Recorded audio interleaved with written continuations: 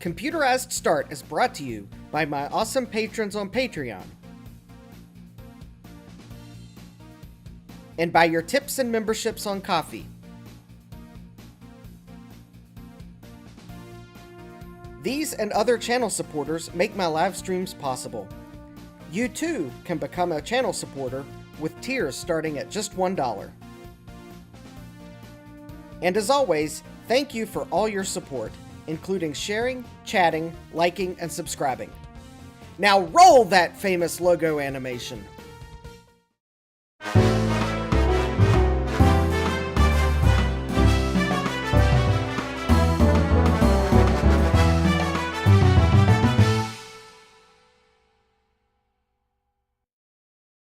Good evening and welcome back to Computerized Start Live. I am your host, Justin D. Morgan, and let the battles with the webcam wanting to go all crooked on me begin. Yes, I am redacting some addresses here while I welcome the folks that I see in the chat. And I see that we have Kibbs with Retro. Hi, Kibbs. We have Frank S. Hi, Frank. We have Apples Anonymous. Hello, Apples Anonymous. That concludes who we have in the chat so far. So we will give folks a moment to join as I redact these addresses for the segments we'll get to before we get to computer. I know, segments before computer. Say it's not so. Well, let's just say that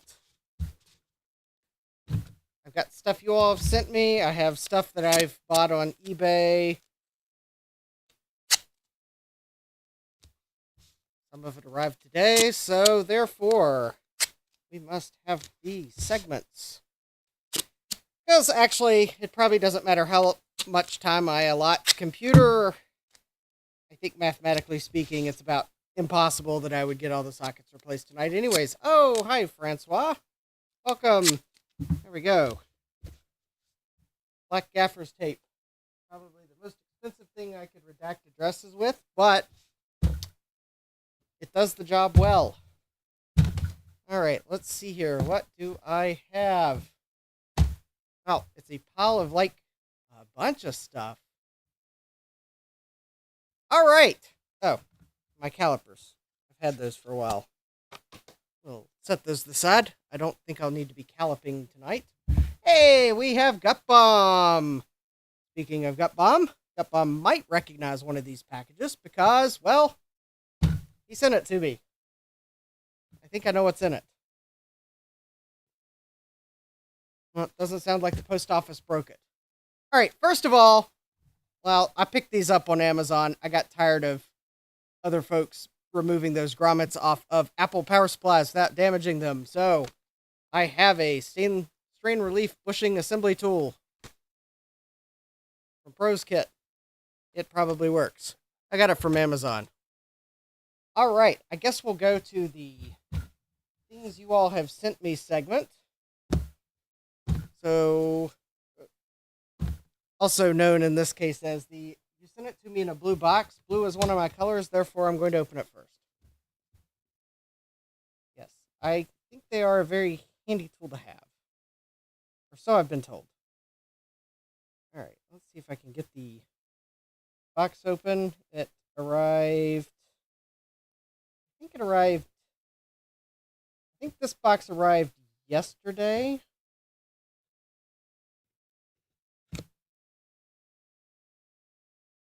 It could have been Saturday, but I think it arrived yesterday. Oh, hey, Mac84. Welcome.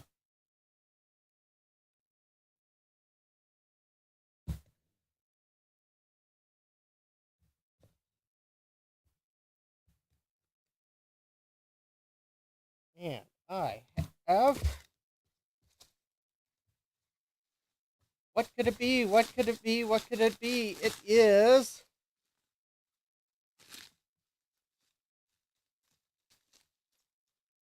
Yes, a roll of metallic tape. So I can fix the hole in the bottom of my Apple II Plus power supply. So thank you, Gut Bomb, for sending along more than enough metal tape. So that is going to back the Squawker sticker that I am going to use to plug the hole that's on the bottom of the power supply. So if you pull the power supply out and you flip it over, you'll be greeted by squawkers staring at you through the hole. Oh, hey, Jeremy, welcome. And now we get to everyone's favorite segment other than computer. Wheel of Regrets. Oh, hi, K-Mac. Will, welcome. Yes, you made it just in time for Wheel of Regrets. And I don't know which box to start with first, so I'll start with the box that arrived yesterday, because I saved it for today, naturally. So we have a large flat rate box, which might actually mean that I got a pretty good deal on shipping.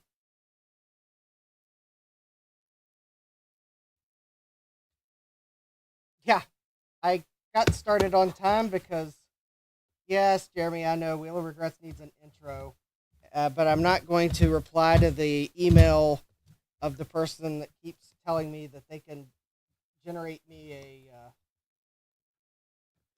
9-second logo for like $99 that'll be famous. I'm not even going to reply back to them and let them know that you obviously have not watched my channel to know that I have my own famous logo animation. Thank you very much. Because it's a spam email. Okay, this could be a regret. I have no idea why it's wrapped in black paper. eBay sellers can be weird. Okay.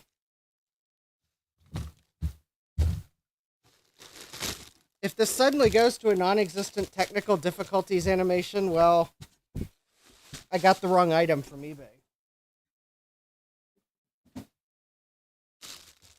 Although the fact that it has a pop filter with it tells me that I may have the correct item. If this is DVDs, I overpaid for them. Alright. And in the black... Okay. At least the box is correct. Hi, Trina, welcome! Alright, well, at least the box is correct. I still have yet to wonder why the eBay seller thought they needed to put it in a black bag. Alright. Now, this is certainly heavy enough that I think it does actually... Okay. My fears are slowly being alleviated, because this is definitely... Frank says I need an electronic wheel that picks the potential regret. Well,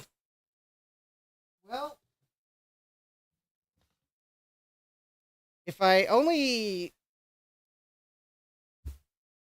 Alright, well, let me... If I only had a way that I thought I could pull off the...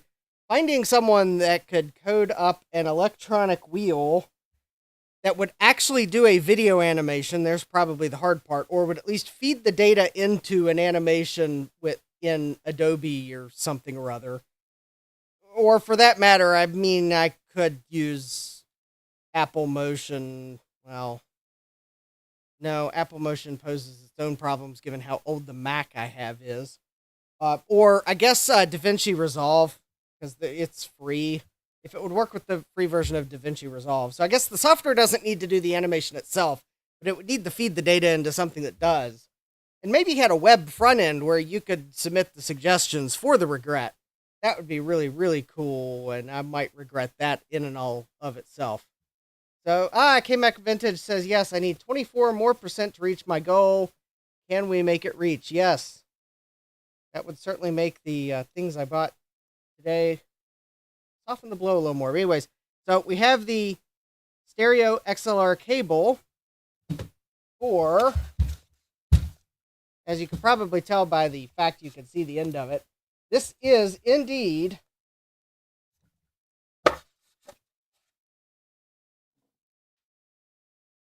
despite the fact the seller gave me a scare because they put it in a black bag. This is a Blue Yeti Pro microphone that the built-in windscreen on top is in immaculate condition. Unlike the unlike the one I had been using that, well, let's just say that we leave its wind filter on. Oh, thank you, Will. All right. That drive is already set to arrive tomorrow. Oh, wow. You confused me because I have I saw gut bomb and optical drive in the same sentence, and I bought a Mad Dog optical drive on eBay, the place where I buy things I later regret because it's Mad Dog. Okay, so I think the screws for the stand are a bit wonky, but that's fine. It's going on my microphone arm. Unfortunately, I cannot test it tonight because while there's the XLR adapter, and I do have one XLR cable, so, and in the mode I would normally be using this in, I only need the left channel because I don't normally use the mic on stereo mode. The problem is, unlike this Fee-Fine or Fi-Fine or Fee-Fi-Fo-Fum-Fine microphone that is a dynamic microphone, the Blue Yeti and the Blue Yeti Pro are cardioid microphones which require phantom power. And as we discovered last week, not only does my XLR audio input card not have a preamp for the microphone, it does not supply phantom power. So I have no way of powering this microphone in XLR mode, and I'm not falling for the potential regret of crackly audio to jam in the USB cable. I am at least glad, though, that the microphone had the dongle, so that if I do want to use this in stereo mode, or actually even in monaural mode, because it's got a 5-pin jack on the bottom, I have the dongle, it's got the stand, but this is going to go on my monitor arm, so the fact the stand is a little jacked up is, I think part of the assembly here is missing. Anyways, yes, there we go. That is the microphone. Its regret score is pending me getting the preamp that can actually, I picked a preamp that can supply phantom power. It only shipped yesterday, despite the fact that I think I bought it Friday. So it only shipped yesterday, of course.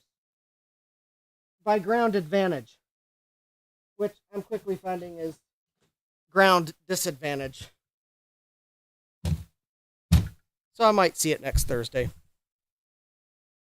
I did order some XLR cables, so Will's contribution to the tip jar has gone towards XLR cables, so I can actually plug that microphone in to the preamp. All right, so what could this box be? It is fragile.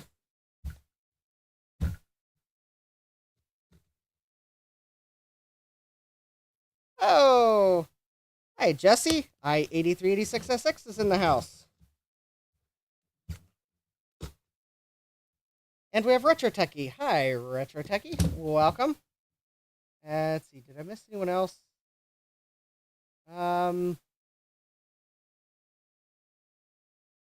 Hi, Kibbs, if you didn't hear my greeting earlier. Probably turn on live chat just to make sure I don't miss anything. All right. Yay, I got a packing slip. All right. Best $30 I spent on eBay. All right, thanks for playing. No, just kidding. No guesses as to what's in here? Not even someone going to make the cheap shot of its DVDs? Bueller? Trident. All right, it's a Trident card. Here I was trying to convince you to guess DVDs, and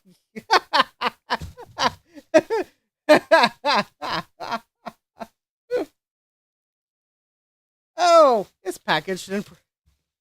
You called for cheap shots after all. Yeah, it's an Kim says it's an exploded Varda. Frank S. and Gut Bomb guessed Trident cards. Trina guessed optical drives. Oh, hi, Trina, if I missed you. Trying to keep up with the chat sometimes while opening things and not slicing your hand open. I don't know, these might be exploded. They're packaged in flat rate envelopes, which at least the seller didn't seal them so I can reuse them.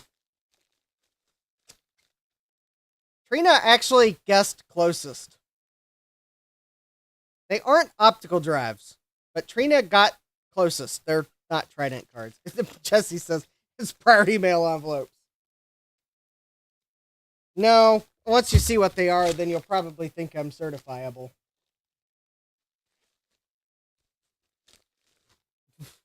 Floptical.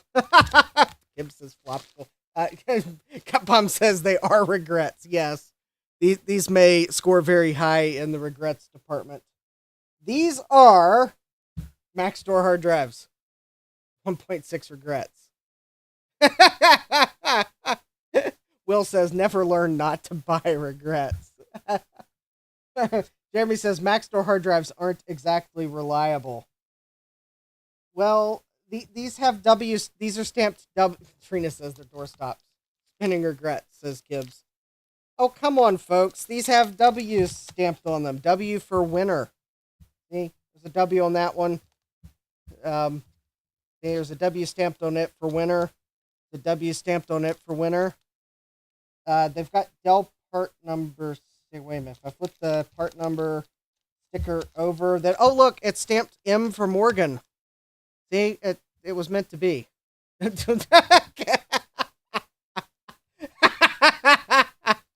K-Max says I need weights for the fishing line.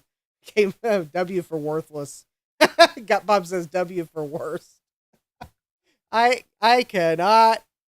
I got a tough audience tonight. Kim says M for meaningless. Wow, I got a tough audience tonight. And of course, now after all that, I really want to test these to see if the seller really did test them. Okay, so these are 6 point. Wait a minute. These were supposed to be 6.8 gigabytes. However, looking at the model number, model 90651U2.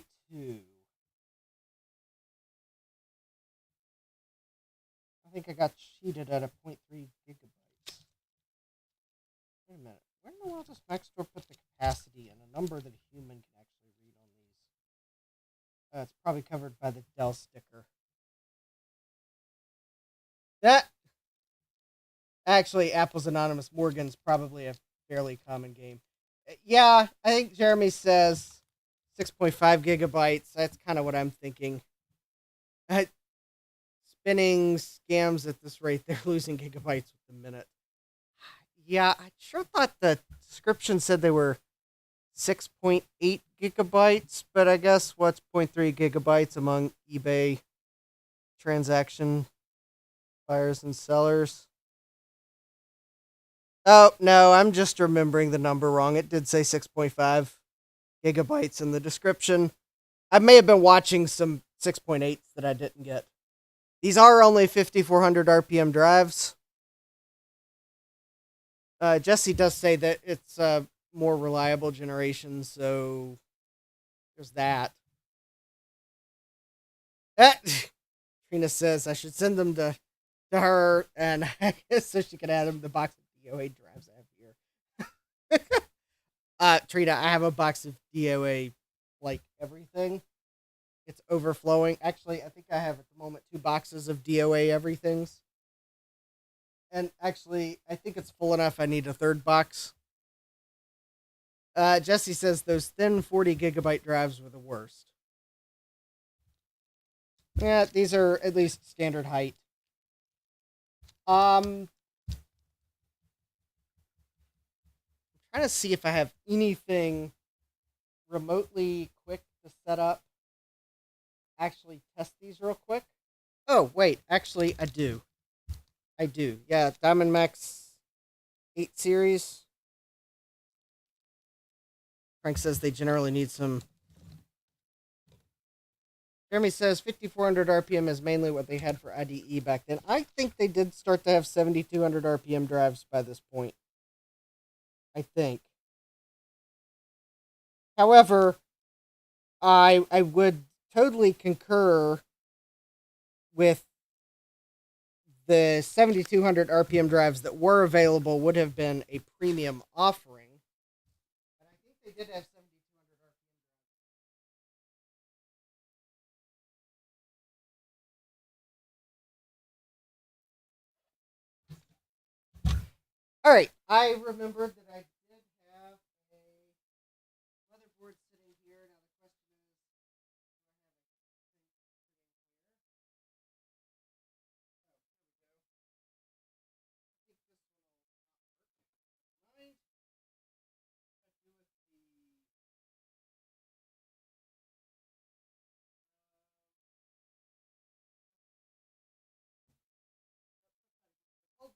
hold on a minute, I gotta find the heat sink. There we go. Here we go. This is a Pentium heat sink. I don't bounce the Pentium processor off the floor trying to get it out of the heat sink.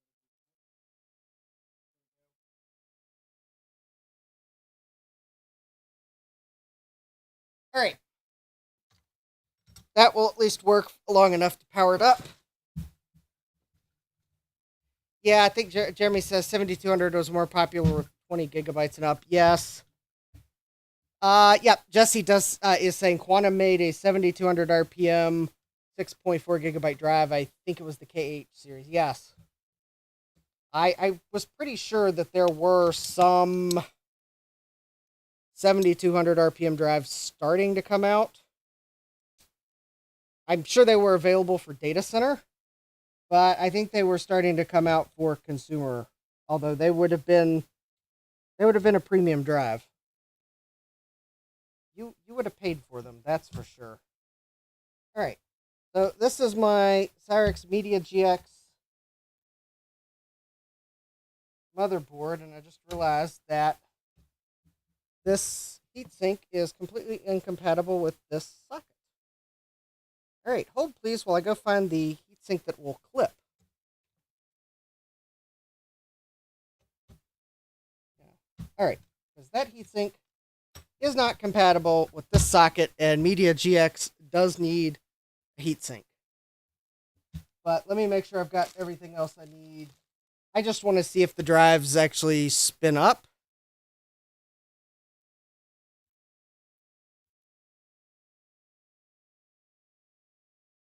So that we can give them a regret score.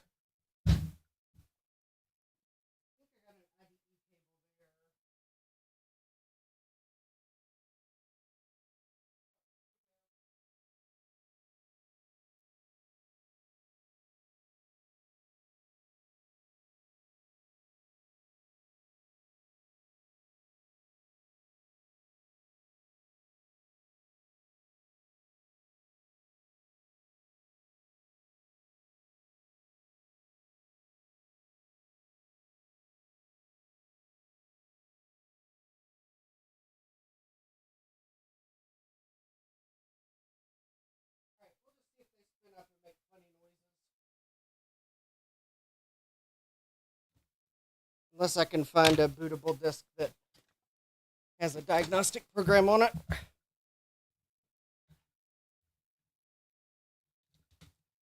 Yeah, and Jeremy says, okay, and then there were the 10K RPM Raptors on the SCSI side. Yeah, I know SCSI had the... Yeah, SCSI was starting to get the 10K RPM drives.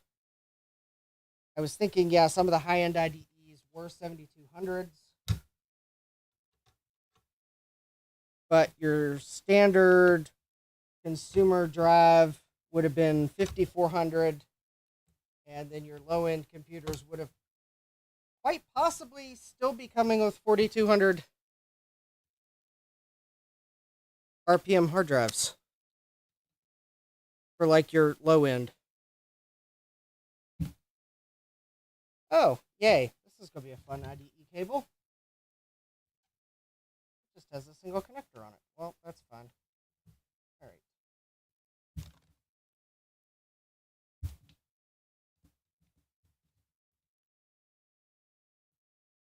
Oh, that's right.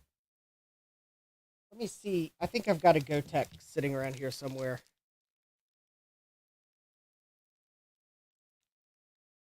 Yeah, Jesse says the Quantum LCT drives were the low-end 4200 RPM units.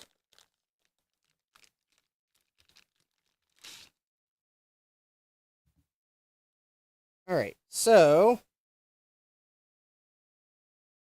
conveniently, the jumper settings are not marked on this drive. Unless that W stamped on it's for whatever, meaning whatever floats your boat, set the jumpers, but I'm pretty sure that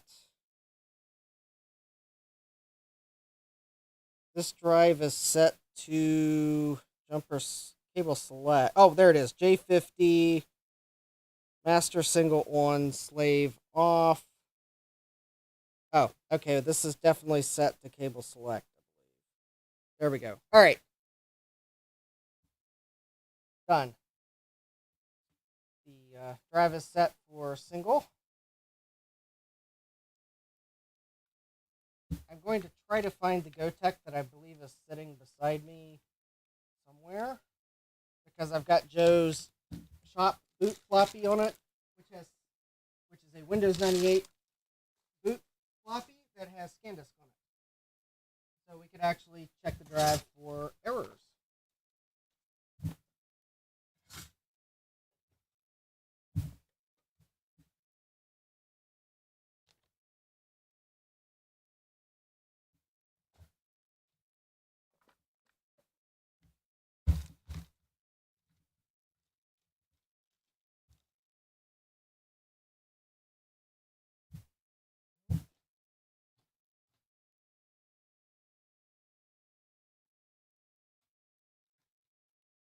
Oh, I thought I had a GoTech here. Hold one more moment while I attempt to locate the missing in action GoTech. Oh, there it is.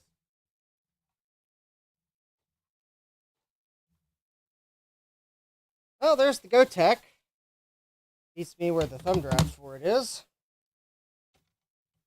Although I could be jumping the gun. I might plug this thing in and the hard drive might be deader than a door nail, and then we have our answer. So, all right.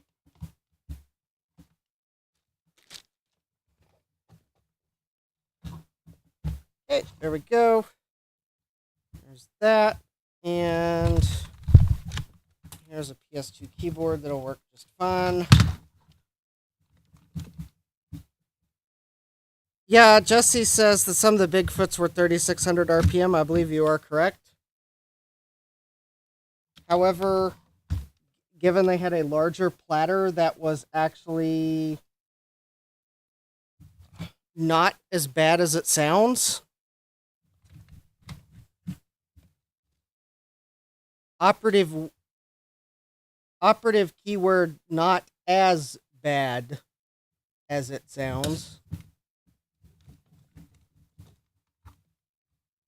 I mean, for sure they weren't going to be competing with 7200 RPM hard drives, but it was a larger platter at 3600 RPM, so I think it was close-ish to a 5400 RPM 3.5-inch drive on the outer tracks. So again, the keyword was not as bad as it sounds. Not going to blow your socks off, though.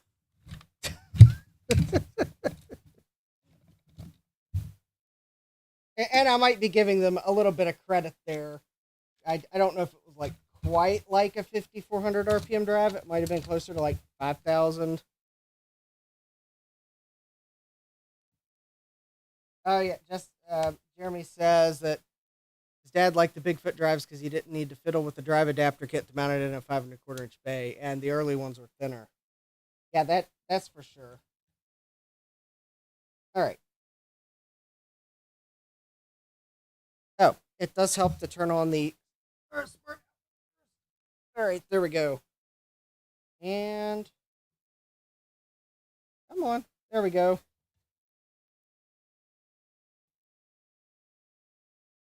Okay. You all can't read that, and neither can I.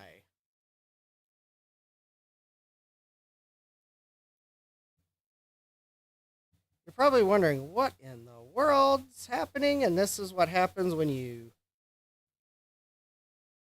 change computers. Ah.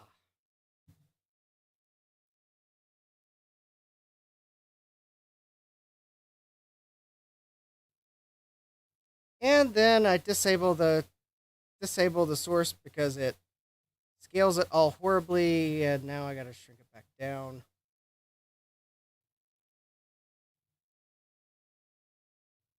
Hold please while I attempt to get it on the screen again.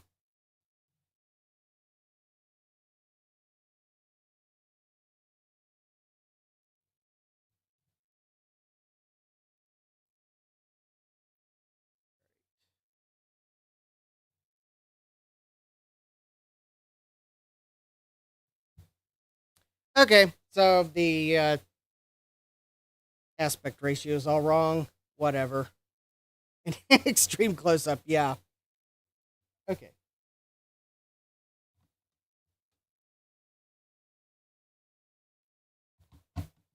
Oh, I want you to restart. Oh, it helps to plug the keyboard into the keyboard port. There we go. That probably will work better. All right.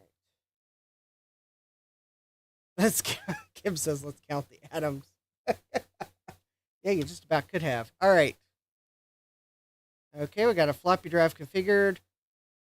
Okay, the BIOS is keeping decent time. It is an hour off. An hour and 3 minutes off.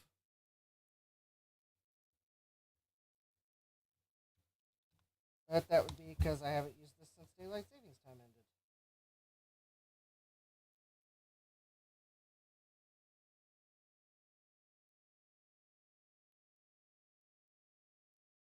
All right, this is probably the wrong boot floppy, but I'll have to start to boot it to see. All right, so the hard drive is detected. It does appear as if my 6.5 gigabytes is now down to 6.449 gigabytes. Ah.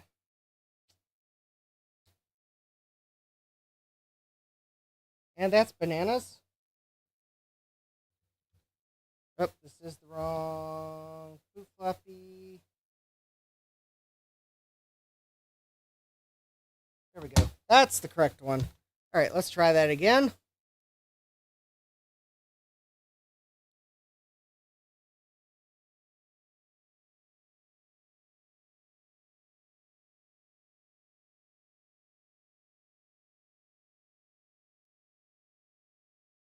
The drive does sound good.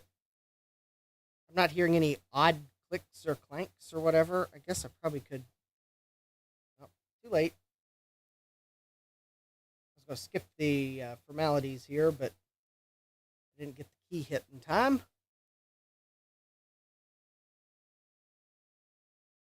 All right, at least the good thing is this heatsink is working good because it's actually the heatsink for my first PC rebuild.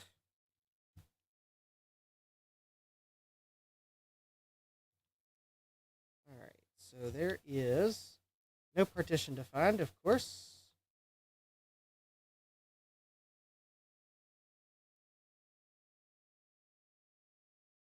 Kind of makes me wonder how the seller might have tested it, but whatever. Okay. This one is, so far, not hearing anything disturbing noise-wise. Suspiciously fast. I'm not too concerned over it yet.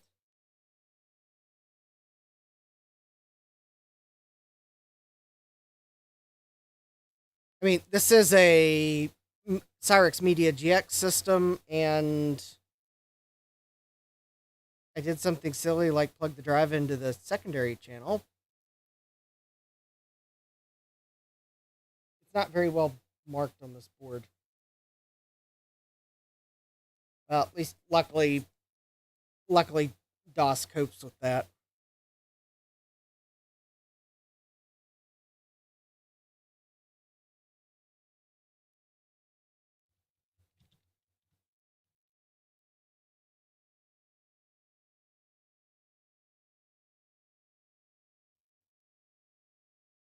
All right, now here's the slightly slower part.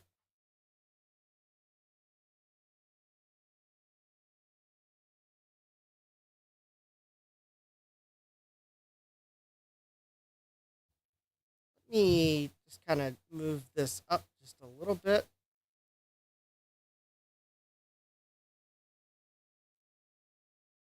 That way, at least if it does show any errors, it's not hidden by the overlay. Yeah, I think when fdisk scans the drive, it's just doing a sanity check. I think when formats the drive, it actually does attempt to actually write zeros to it.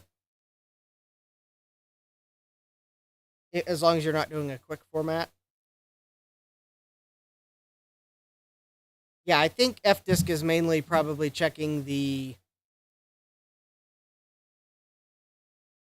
it's probably at least checking the first few tracks of the drive, because it's about to write to the master boot record, or the partition table, and it wouldn't surprise me if it, like, randomly checks tracks throughout the drive just to make sure, yes, the entire geometry that DOS thinks is there is actually there. Yeah, Kib says format without quick format does write 0 to the disk. So yes, it should be zeroing the drive. Therefore, if it doesn't reallocate here, then I'm not going to scan disk it now, because that's less time for computer. But the internets must know. Oh, thank you, Jesse. And all right, I am at 101% of my goal. Thank you, everyone that contributed. And good night, Francois.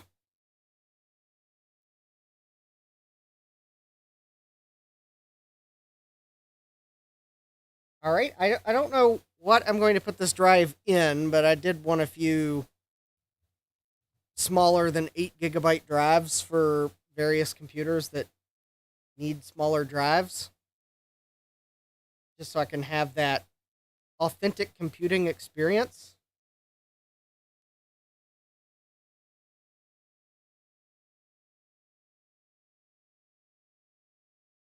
If these drives really have no bad sectors, probably one will go in my G3 desktop.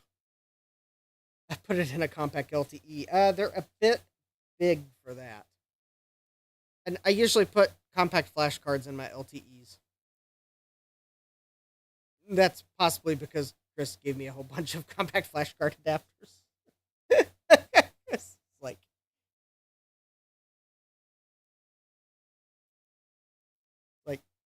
here, take a few of these. It's like, okay, sure.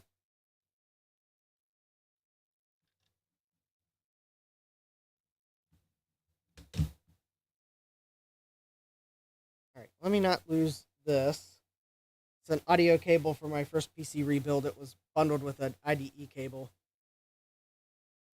Kib says, make big, you say. Gotta take the hammer and make it fit. I don't know. I have some LTEs with broken plastic. I might be able to make it fit the opposite way. All right, let me see if I can find... While we wait for this to format, I've got a couple screws sitting over to my left.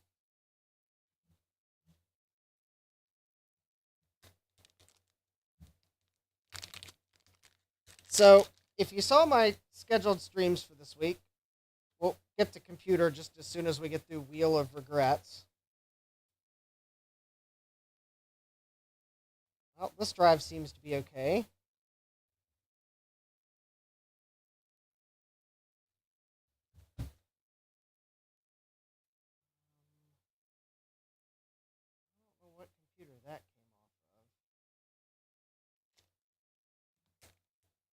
And then Thursday, I'm going to be. Oh, here we go.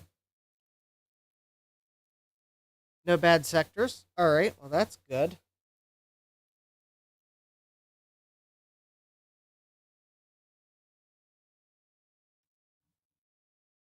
Ah, Jesse says I could with a smart station or possibly the ISA docking station. Oh, yeah. I do have one of the docking stations.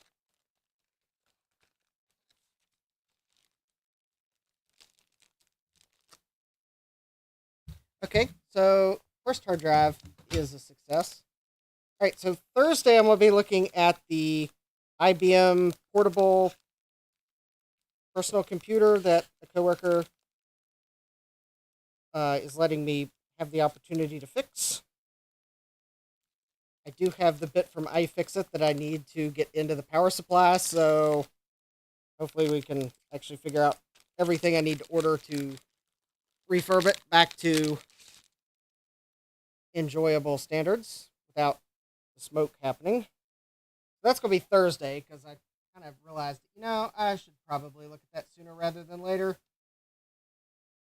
And I told my coworker today that, oh, yeah, I haven't forgotten about your computer. And she was like, oh, I had. Well, now she hasn't forgotten about it because I told her I was looking at it. So, anyways, kind of like to take another look at that so I can maybe get that done sooner rather than later. So if you're wondering why there's no K-Pro streams this week, it's because I wanted to kind of get computer tonight and the and at least get another look at the IBM before it's too long. Also, it's because I am trying to decide what to do about the K-Pro's power supply. I'm half tempted to just order a Meanwell power supply and be done with it.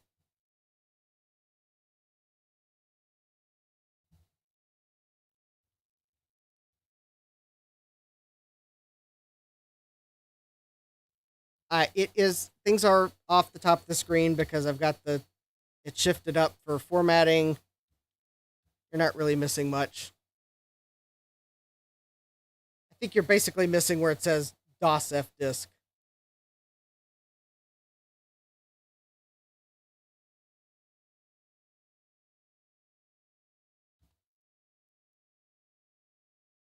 If I if I do go for the Meanwell, I'm trying to decide how to mount it in the K Pro because I don't really want to take all the components off the original power supply to use that as the mounting base. Because I don't know if I've completely given up on it yet, but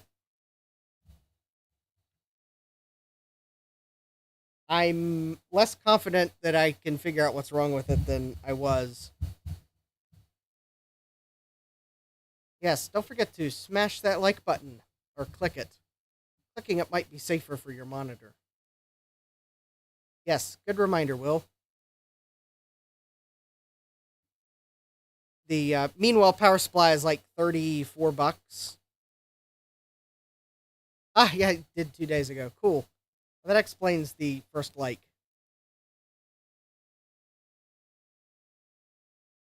All right, so let's make sure I'm typing on the. See if this hard drive's good. Ah, uh, it's totally fine. You don't need to unclick it. All right, so we'll see if this hard drive is good. I mean, it's also making normal sounds.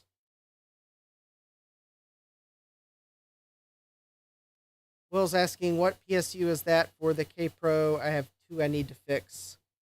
All right, let me go to Mauser's website so I can give you the correct power number.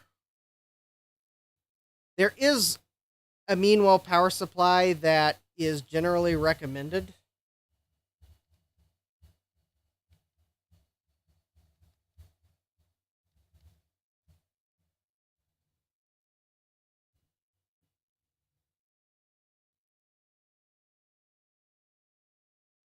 It is the RT85B. B is in Baker. That is the one that is generally recommended for the K-Pro.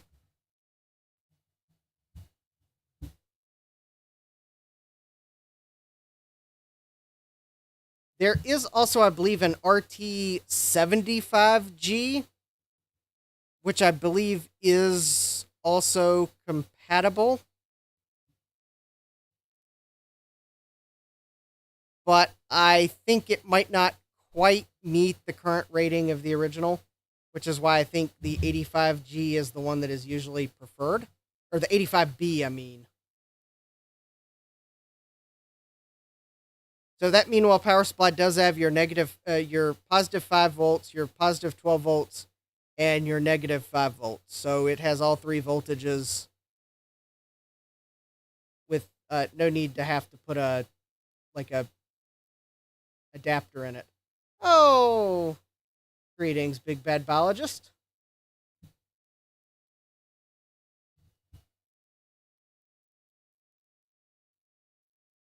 Yeah, so give that one a try. I'm thinking I'll just get a piece of polycarbonate and drill holes in it to match the holes that are in the case, and probably mount it that way on the original standoffs.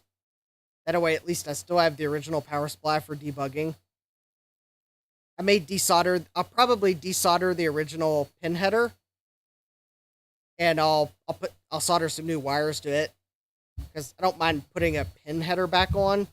But that way, at least the original power supply is still intact for if I ever figure out what's wrong with it.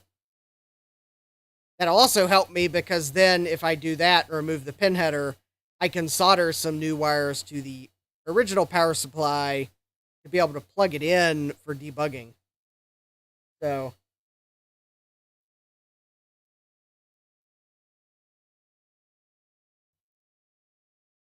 KMax says, Luke made a kit for me for the PSU I have in one of mine. He now has that kit available for others to buy also. All right, well, that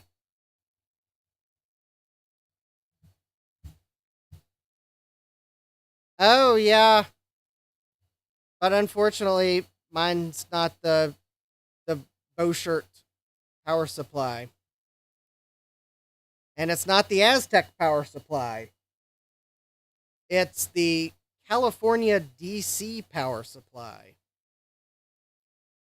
and I don't think it's the caps because I pulled. I mean, yeah, the power supply probably needs recapped, but the problem I'm seeing, I don't think is caps. Yeah, K-Pro used like 3 different power supplies. The Aztec power supply is close enough to the one that Tandy shipped in the 4 and the 4P that it's easy to repair because that schematic for the Tandy power supply is available. The power supply in the K-Pro that uses the Aztec is so close, you can use that schematic pretty much. There we go. And this power supply, or this hard drive, is also good. So, amazingly, the regret score on these hard drives is no regret for now. I mean, they are spinning rust. They could fail. But they do appear to be 2 working 6.5 gigabyte hard drives. They're not making weird noises, and they don't seem like they have any bad sectors. So,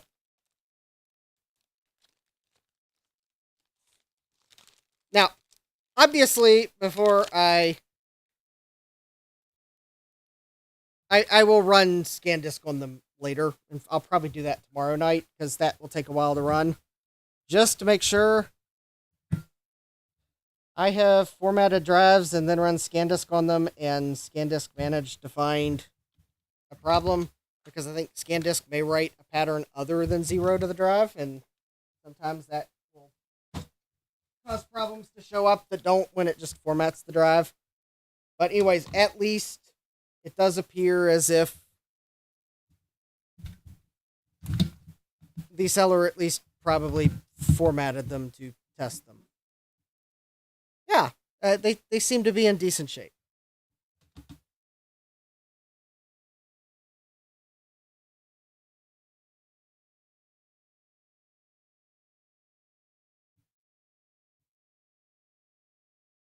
So yeah, 6.4 thumbs up, Jesse says. All right. So I guess let's get the Cyrix motherboard off the bench. One of these days I am going to actually put it, I've got a case for it. Someday I'll do that. Well, actually,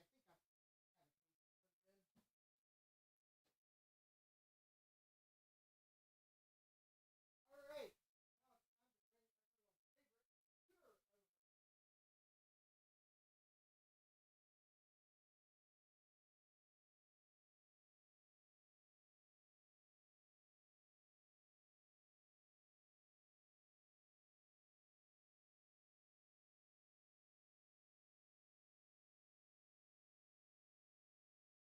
All right.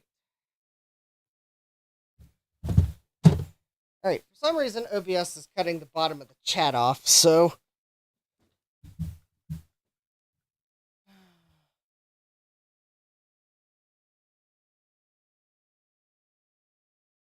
do apologize.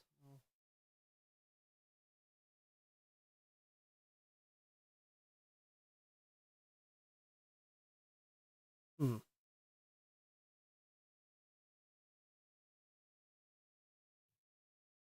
There we go. Now I can see the very bottom of the chat. I don't know. All right. So yes, this is computer.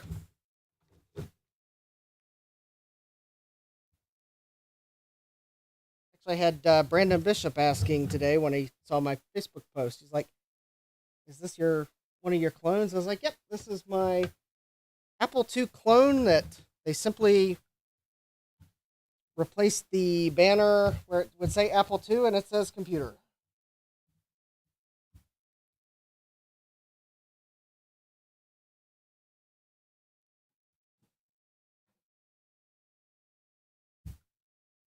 And it is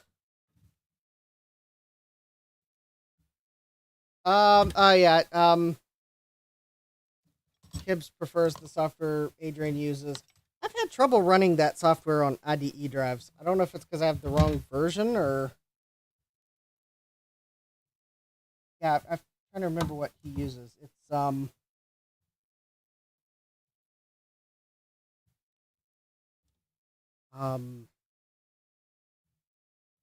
does he use?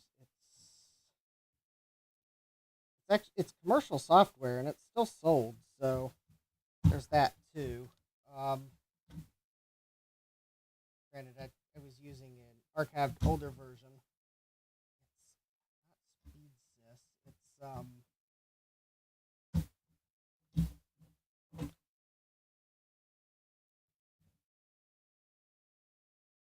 I suspect he has probably a newer version than what's archived.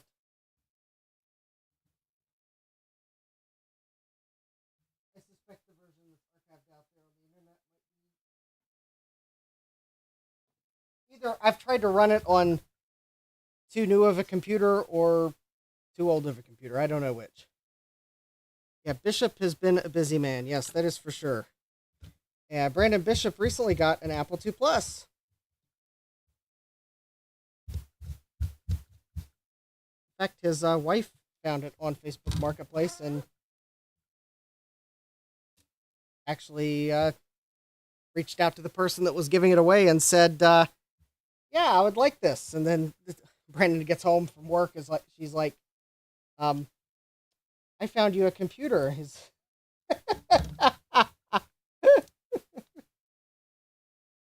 As he's telling on his video, he's imagining what it could be, and then she shows him, and it's an Apple II Plus. He's like, "Oh, okay." Never hadn't had one of those. He was afraid it was like some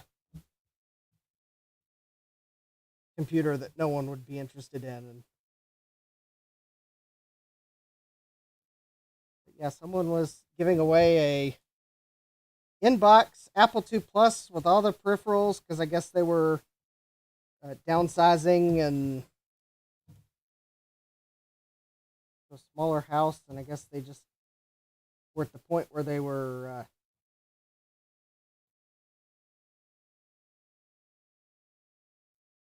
had to get it out of the house because I think they might have been under a time crunch or something. I forget exactly why. All right, so I do need to be careful because there are a few factory mods on the board, which is going to be fun. I will probably should take my phone out and take some photos of these. All right. Also, I think my reminder alarm for an eBay auction that I don't want to forget about.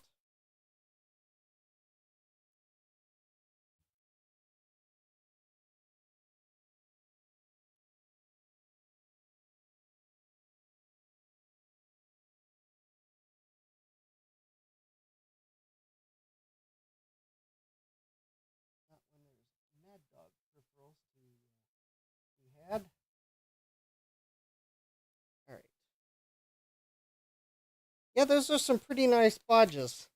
And I want to make sure they're preserved because I actually don't know. Oh, wait, actually, I do have an idea what those are for. I know what this bodge. I know what most of this bodge is. So this is slot 7.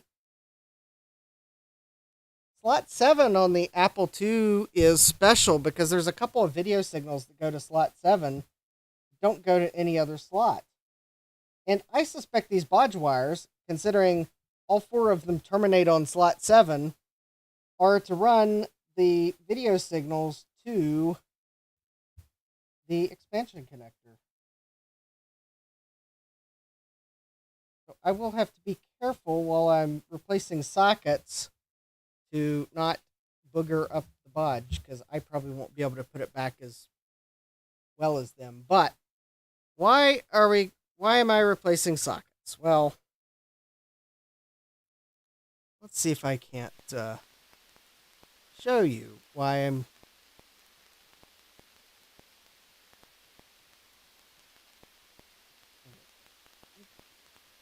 I don't remember which socket was showing the symptoms, but one of these sockets. This one? Oh, there we go. Notice how that chip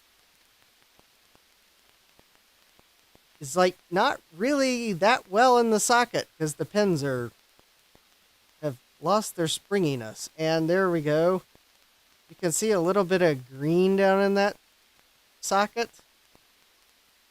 This is the one where it's clearer on the other side. Actually, let me just remove this chip.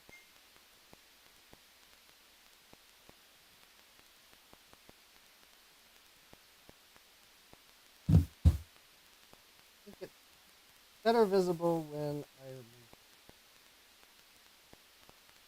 this. Mad Dog IDE enclosure that I really don't want to pay super a lot for.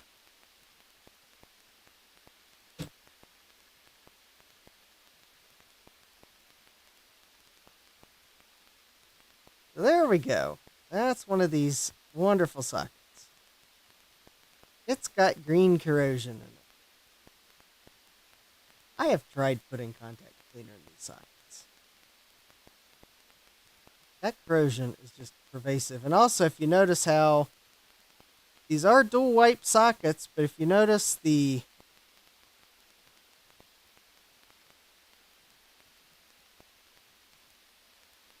two sides of the socket aren't necessarily coming together quite the same place. In fact, I think right there is one that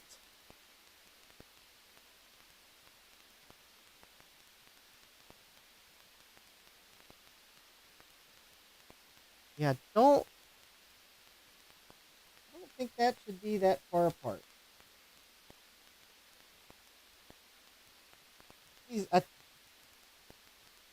Anyways, so there are a number of sockets that are green. Let's chip back in. Another problem with some of these sockets is, for example, you need to be careful when I put sockets back in.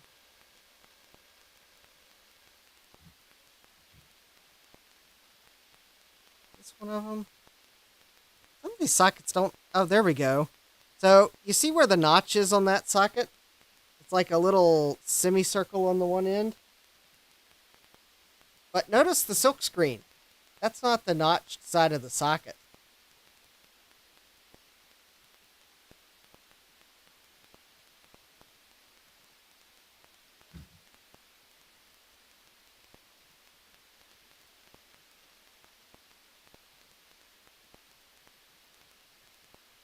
Ooh, there we go. More of that corrosion. But actually, you can't see the notch. Well, I mean, the socket's blocking where the silkscreen is. But anyways, some of these sockets are on backwards, so I can't tell you how many chips I've accidentally inserted backwards because I put them in to align with the notch. And in reality, this motherboard was laid out such that the chips are in the same direction as they are on an actual Apple II. So, oh, hey, Jim's Retro Stuff. Welcome. Hope you weren't eating, because that's probably a really gross-looking socket there. And, I mean, I've tried spraying contact cleaner in it, and it's just...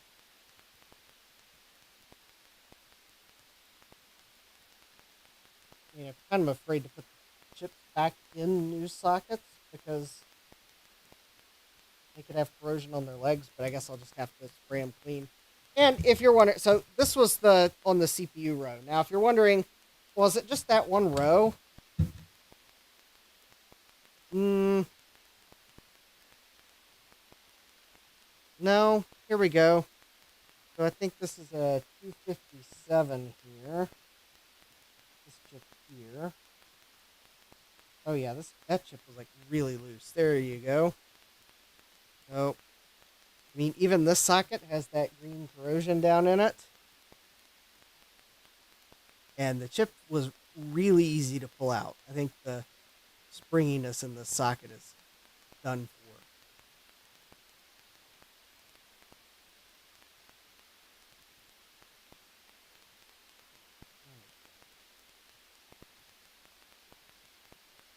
At least the socket, though, they did put the alignment notch on the correct side.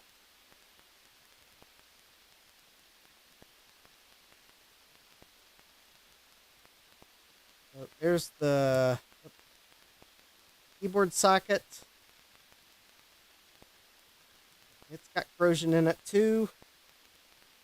I mean, pretty much, I think all the sockets have corrosion. Now, the interesting thing is, and maybe this is good because I'd probably go crazy replacing them.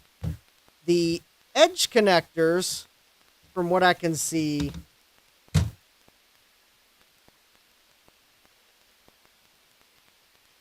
they look okay.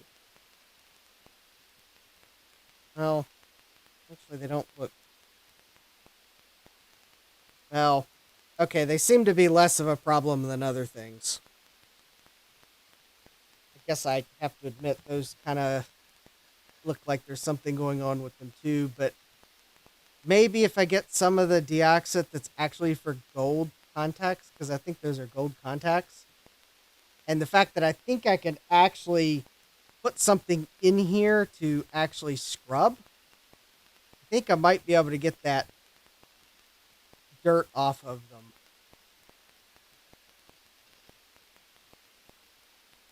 But I think these sockets, I've already tried deoxidating the sockets, and the thing is, there's corrosion in them, and I can tell that some of the contacts in the sockets are just, they're they're no good. No bueno. So here's even the CPU socket. I mean, there you go. There we go. There's some of the contacts that just look like they're wrecked.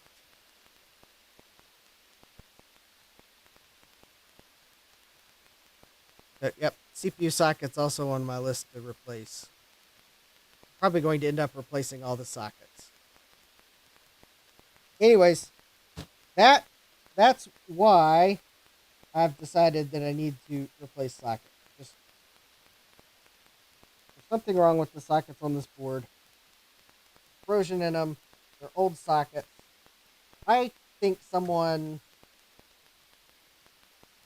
may have in the past tried to get this to work and was removing and reinserting chips. And I'm kind of thinking that wherever this was stored was in a kind of bad area for chip or socket longevity.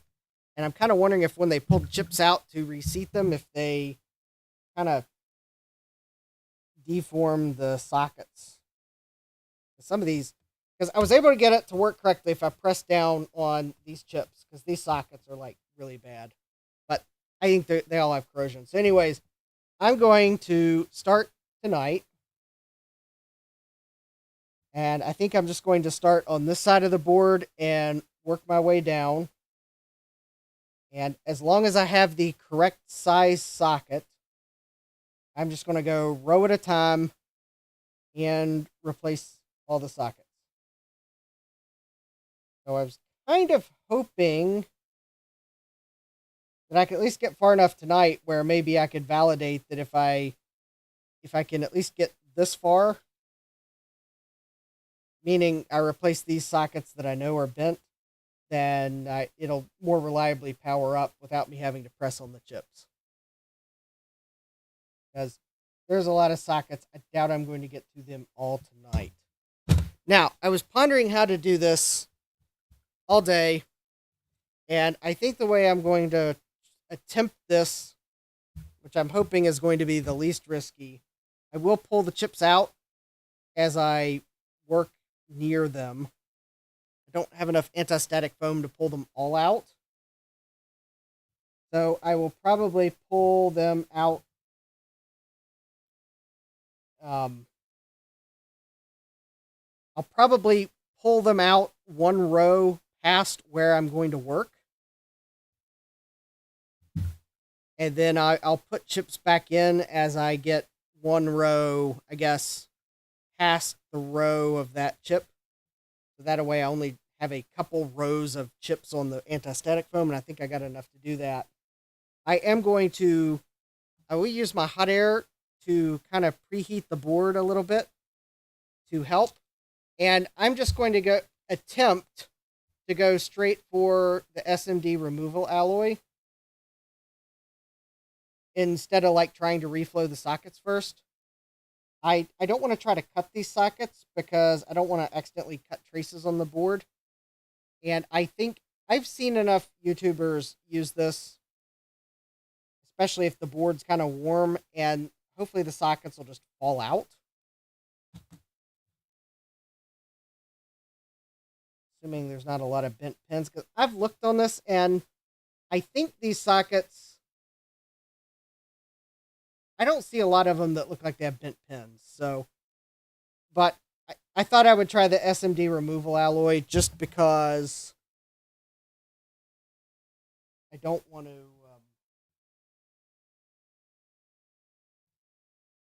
I don't want to risk the board as much as possible. That, and I think my desoldering station needs cleaned. And so I'm going to start with. I will also reflow the power connector while I'm at it because it looks kind of suspect. Actually, I'm looking at that. Looks like I could put a Apple standard power connector there, which I may do someday. That would help me replace the power supply a little easier. I think that other pinout is the Apple standard pinout. Okay. think I've convinced myself that is probably the best approach. Anyways, I'll get a chance to warm up on the, I guess, these few chips here. Let's see here.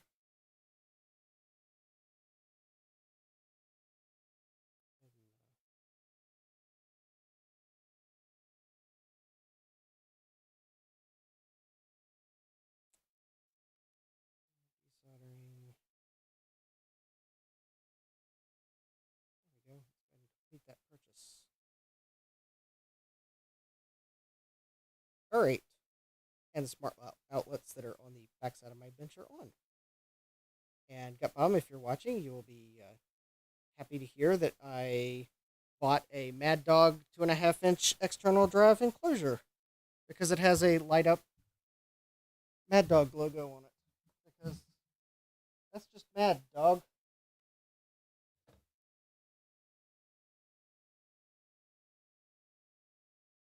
All right, let me get some anti-static foam here cleared up.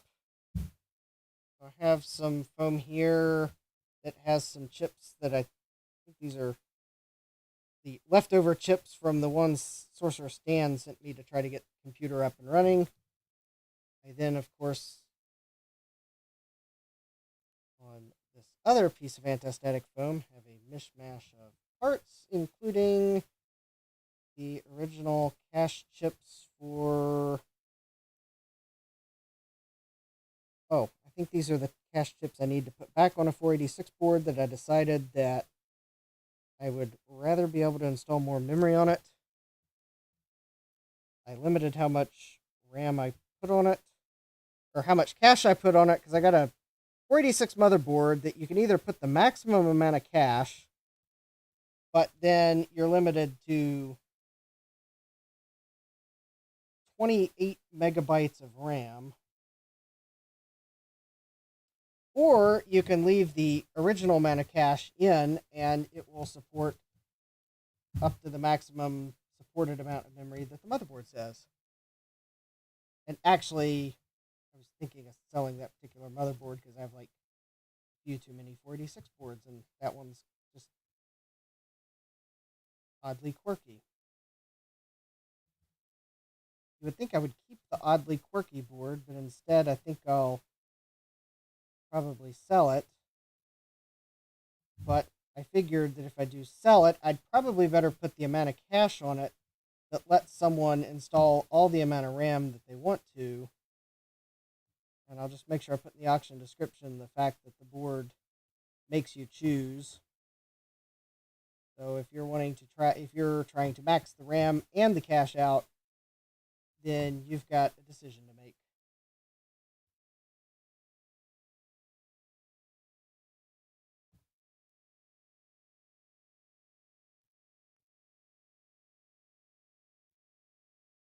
Oh, and these chips here that look like they're 4116 memories. Yes, these are actually the original 4116s that were on computer.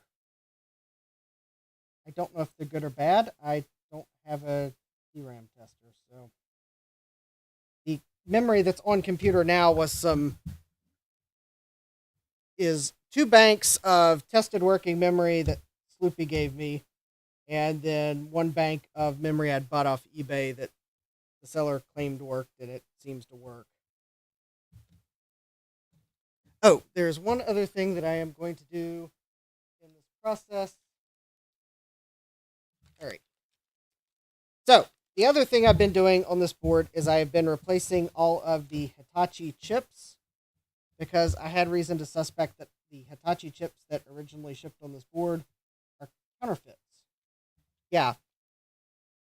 Who would think that an illegal clone motherboard would have shipped with counterfeit chips?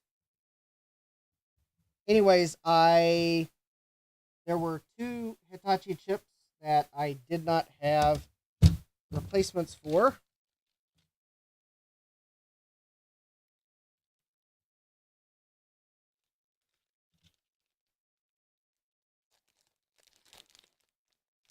And before I forget,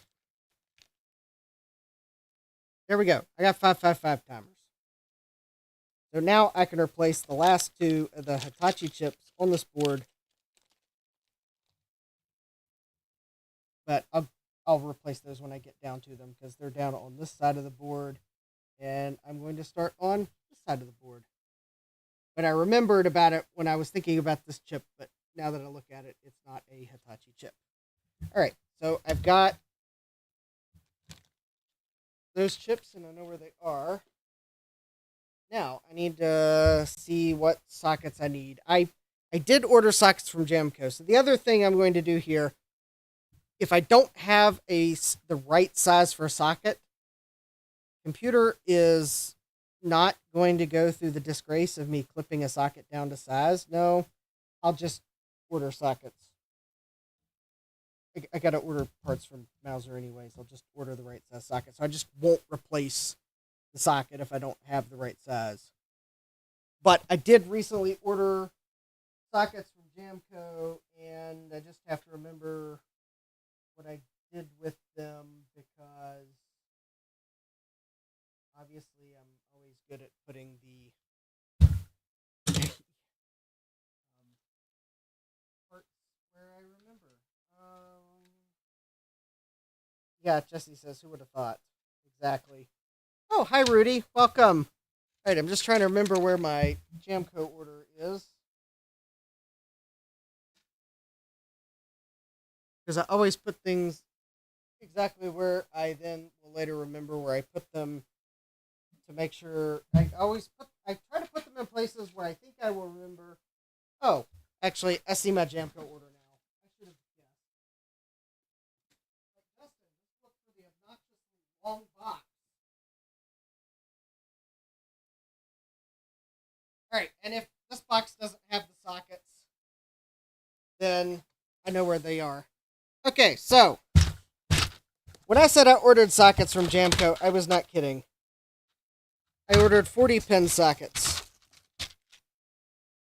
I ordered 14 pin sockets. I ordered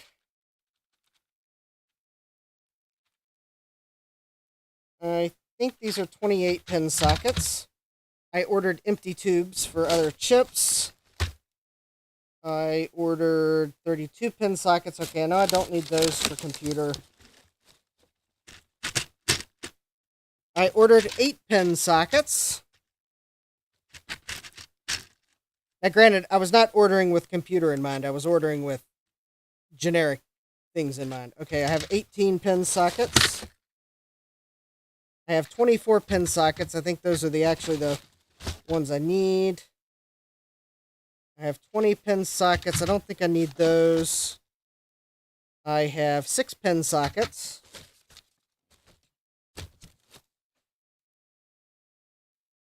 You're probably thinking, oh, wait a minute, Justin. What about the 16 pin sockets? Well, hold on.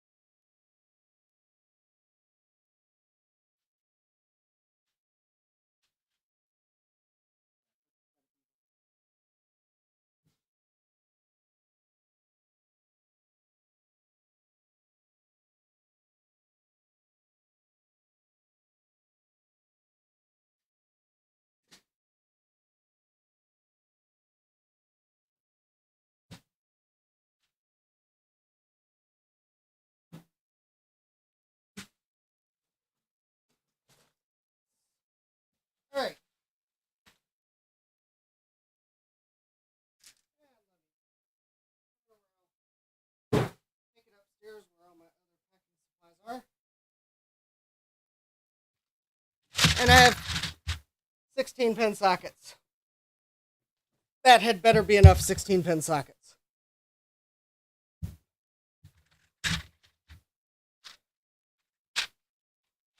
And yes, these are all the nice low profile dual wipe ones. So here we go.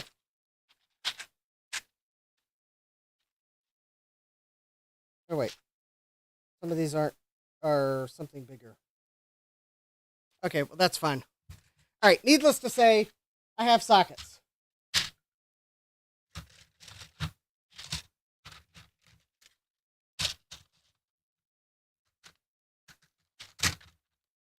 Oh, good night, Rudy. Alright, so there we go. Got sockets. Got 555 timers. So now, to make this a little easier, I'm going to pull these chips off. And I'm going to keep them in relative position on the board. The anti-static foam is large enough.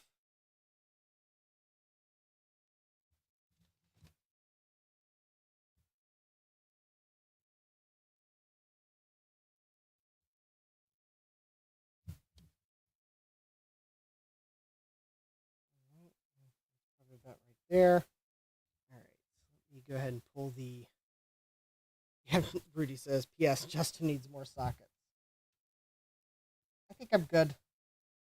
Now, the reason I have so many 16-pin sockets is because I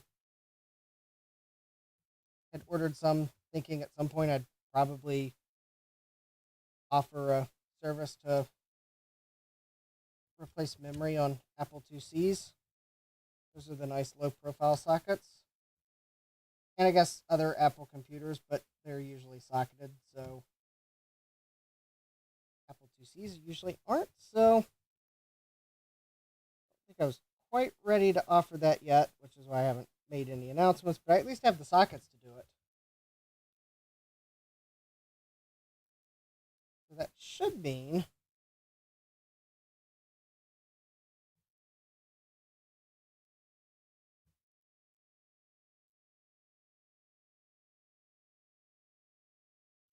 I will double check the pin sizes I need for these rows. I'm fairly sure that most of these chips are like 14 and 16 pin logic chips. I think there are a few 20 pins.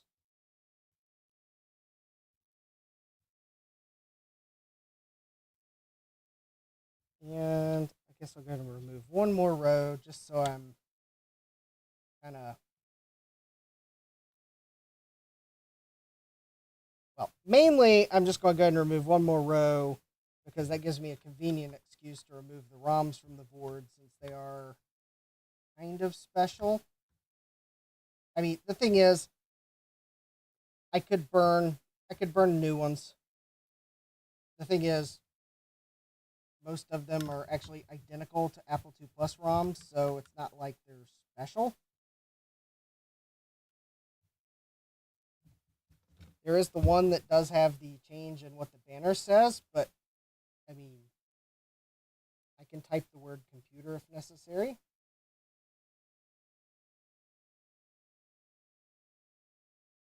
Still, if I had a ROM adapter, I'd probably dump these ROMs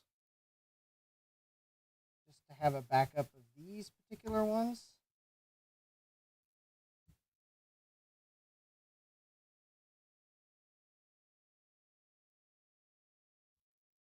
And yes, for anyone that's looking at the ROMs and realizing that the ROM number 2 looks different, I do have the original ROM that was in that socket. It does have the sticker that says 2 on top of it. That had the leg fall off of it. I need to like remove that label from that chip. And I've got the double-sided tape to then put it on that chip. So at least it'll look like it was originally there. So that was Sorcerer Stan having a ROM just like these others, so you won't notice any difference. It's the same ROM. In fact, actually, the date code is like, interestingly enough, the date code is like, I think it matches some of these other date codes. So it's like, once I get that label back on that ROM, you'll never know that I had to replace it because the leg fell off. But I'll keep the original ROM just because it's special. I mean, these are what, 79, 20. Oh, yeah, the date codes on these are all over the place. Like this one's a 7923. Then we have an 8007, 8043, 8047, 8044, and an 8044. So, all right, there we go. Okay, got these chips out. Set those there for safekeeping. Now we can kind of see what we're dealing with. Okay, so these are,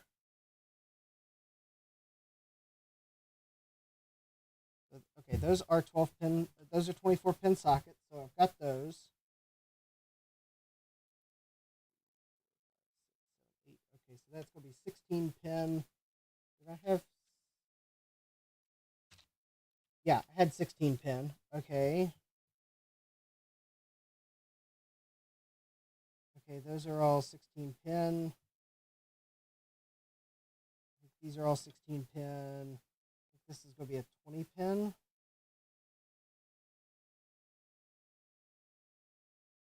Actually, oh, that's a single white 20 pin. That's a nasty socket. Jeremy says the 8007 is mere weeks younger than I am.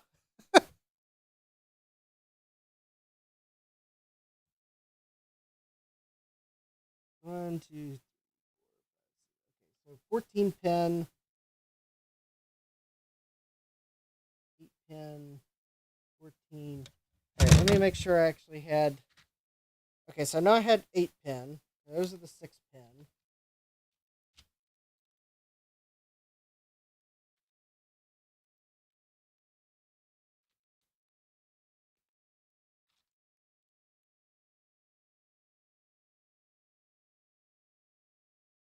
Those are 28 pin. Okay, those are 28 pin. Let me set these to the side. There's no 28 pins. All right, there's the 24 pins.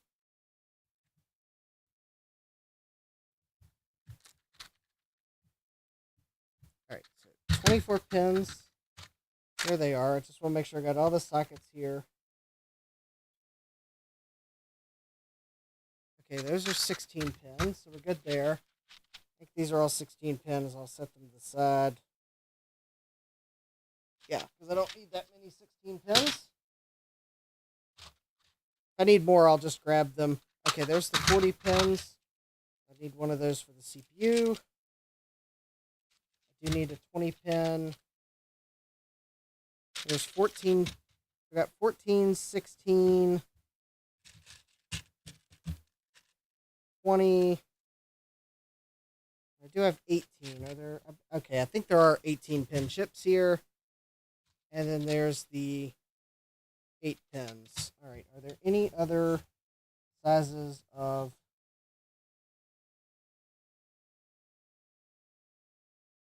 Just going to spot check. I don't see any other sizes.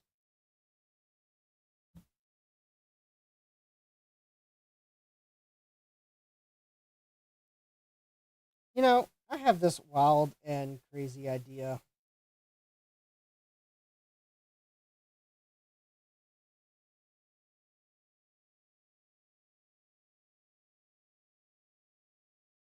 Okay, I'm going to do something wild and crazy here. I might regret it if I get far enough to actually test. But I'm just going to go ahead and remove all the chips. Because I can stick them on the other side of the anti-static foam. I guess I just realized is like, maybe I should just remove them all just out of an abundance of caution because, like, for example, I have 3 banks of 4116s here. That would be a shame for me to accidentally do something to the 4116s. Not like they grow on trees. I mean, some of the other logic chips, yeah, they're standard. They still make them.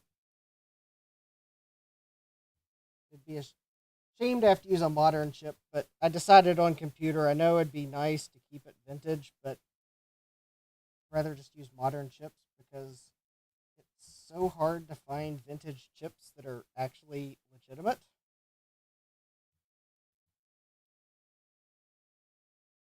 Oh, whoa, the toiletiest toilet.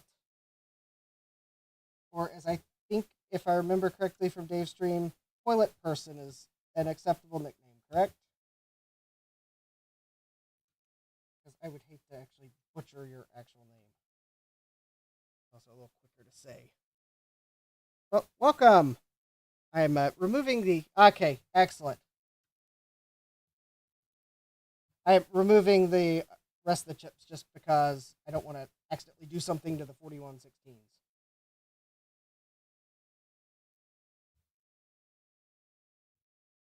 Well, you missed Wheel of Regrets, and you missed the things you all sent me, and then you missed me removing some of the chips from the board. I was giving an overview of why I'm going to be replacing sockets.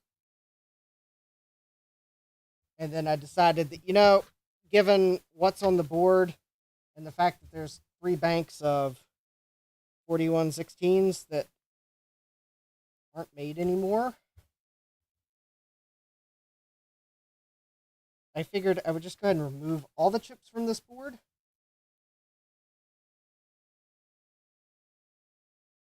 Because then I can put them in a place where I can just basically replace sockets and move on.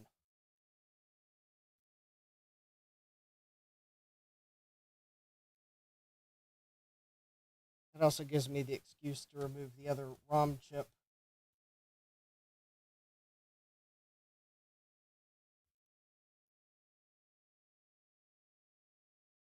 Now, one thing I did look into, because I did like the idea, Adrian Black gave me the idea in his last video, or I think it was his last video. I did look into having that PCB made for that. Okay, it maybe wasn't the exact card he showed. Okay, so he gave me the idea for making a card that has the ROM on it with the diagnostic ROM for running the March test on the RAM.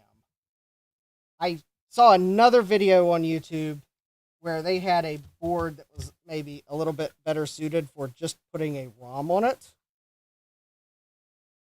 But I got a quote to have it made, and it was more than I wanted to spend on the PCB. Like $45 for 5 PCBs because it had the gold edge and chamfered edge, and I might ask him how much I may get a quote to see how much it'd make without having them bevel the edge, because I have sandpaper. I could probably bevel the edge myself on a board, because that's probably the most expense. Although the ENIG finish is also expensive. I didn't need the version of the board that had the SRAM on it, because I actually have a real... Actually, for computer, I'm not going to put a language card in computer. I'm going to put a Saturn board in computer. And the Saturn board can act as a language card for loading the integer basic into RAM. And the added benefit of the Saturn board is you don't have to connect it to the DRAM like you do the actual language board. So I may just put the Saturn board in it, because it actually had a Saturn board in it when I got it. So assuming it still works.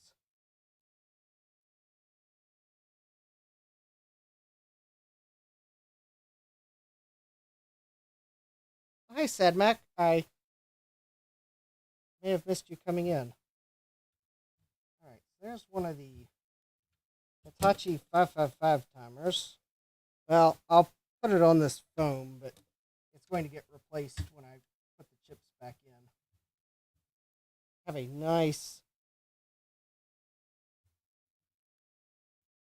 555 timer sourced from Mauser, so I know it's actually a real chip.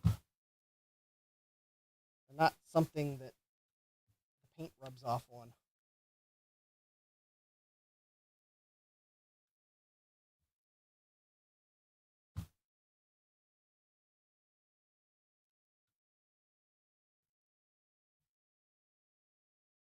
I have to admit, I almost put this board through the ultrasonic cleaner because actually, Sunday afternoon, one of the things I did was I actually put new cleaning solution in my ultrasonic cleaner.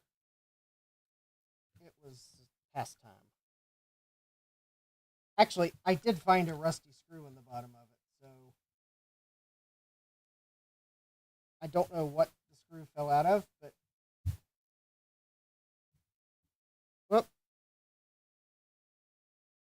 Okay, I think I'm going to find that one of the chips that was in my Mauser cart was actually to replace that chip I just pulled out, which you couldn't see because it has no marking on it, which tells me that was actually a Hitachi chip that the paint rubbed off on. All right.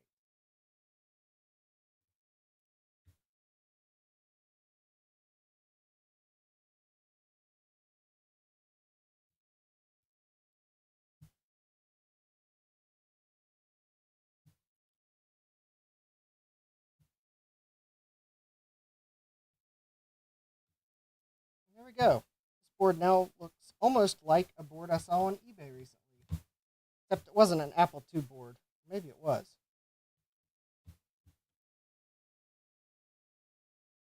Like,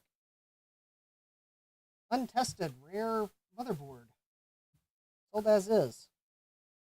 For parts or repair. And strangely enough, it looked like it kind of looked like that. Actually, I saw a video card like this too. Good night, Frank. Like, actually, there was a video card on eBay I saw once like this. It was like, untested ATI video card. And there was like not a single socketed chip on the board. It was also an era of video card where most of the chips were socketed. So it's like, yeah, you think it's untested? But yeah, there's like a PC motherboard. There's like, the only socketed chip that was still on the board was one of the gals. And the only reason I knew it was a gal because it had a label on it with the version number. Like, they'd removed the BIOS, they'd removed... Actually, I think the keyboard encoder was soldered, so I think it still had the keyboard encoder. But the cache chips were gone. The CPU was gone. I mean, it was a socketed 486 board. Cache chips were gone. Some of the 74 series logic chips that were socketed were gone. The BIOS chip was gone. The real-time clock chip was gone. Sold as is, untested. Yeah. You wouldn't have been able to test it if you'd tried. All right. Now that I have all the chips out of computer, so hopefully that will mean I can safely replace sockets. I am still going to do this one row at a time, just to make it easy. That way I can warm up and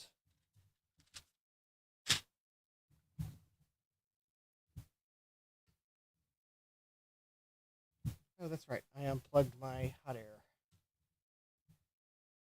Well, I'm going to do one row at a time. That way, if I get to a point where I want to test what I've done, then I can. It also lets me maneuver around these bodges a little better. Because I may have to remove... Because I am going to have to remove some of them to actually do the socket replacement. So this point here is not going to a socket, but the wire is going over top of the pins for a socket.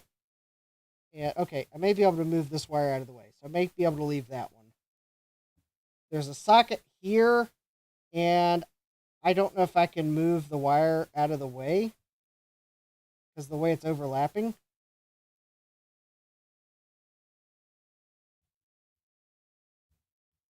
Yeah, that socket's fine. Yeah, that socket's fine. And I think I can get this socket out with the wire in between it. And actually, I think I can move this wire.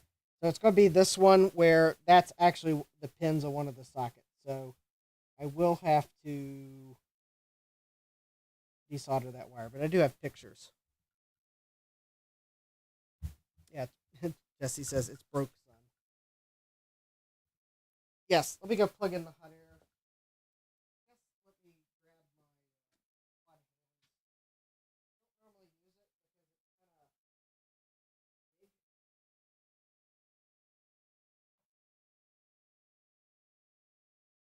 It's actually too big for most boards I work on, but then again, this board is kind of large, so I'm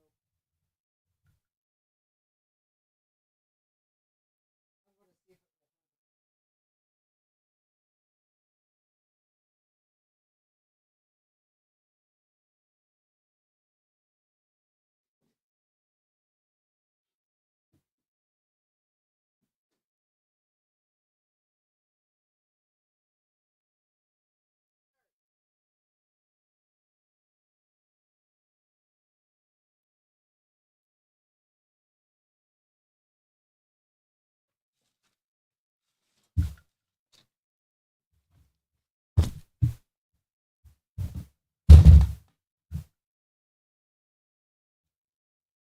Yeah, it'll hold the board.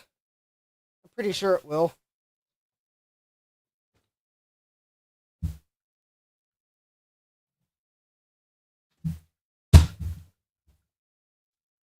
Sometimes the largest board holder is not necessarily the best one to get. There does come a point where it's too unwieldy to use. Also, I think I think I've misplaced one of the arms. All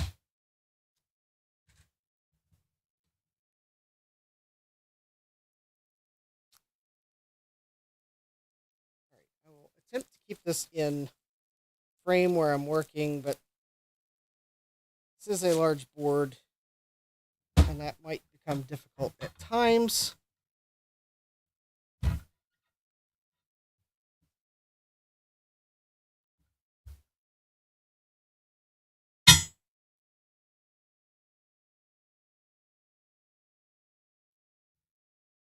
I thought I'd try the quad hands on this board because it's at least heavy enough that I think it will stay in place.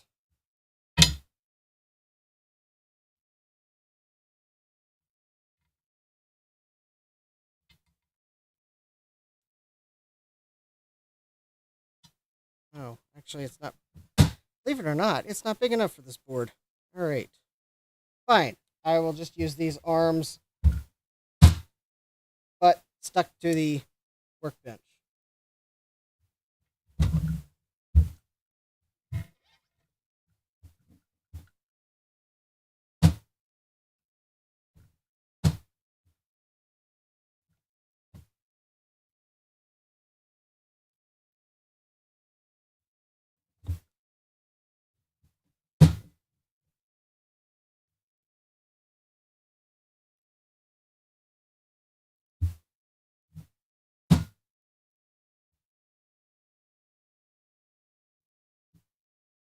All right, there we go.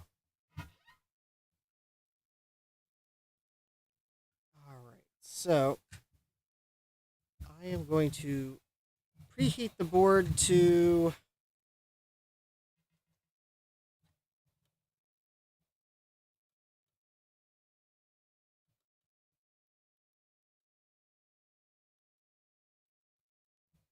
Claris is not going to get used tonight unless my plan doesn't work. I'm going to try desoldering SMD removal alloy. I'm just kind of preheating the board to kind of help with thermal management. And I'm going to see if SMD removal alloy will just make the sockets fall out. Because Claris is actually already full. If this doesn't work, I'll have to clean Claris before I can actually use Claris. For those of you that don't know, Claris is my desoldering gun.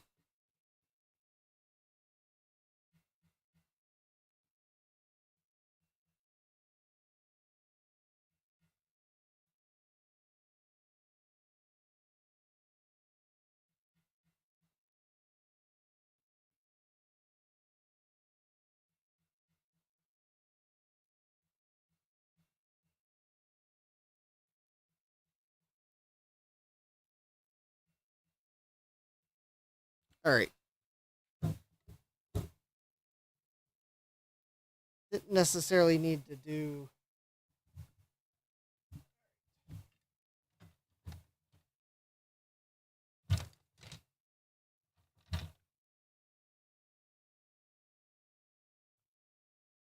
All right, so let's see if this plan is going to work.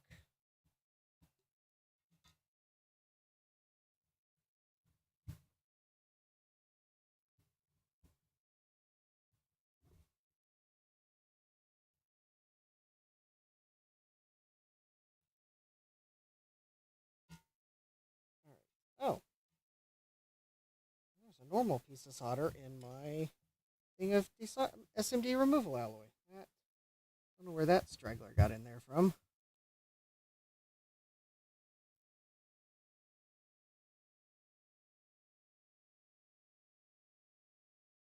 Jeremy, I didn't heat the board very much because I wanted to be careful about delaminating the board.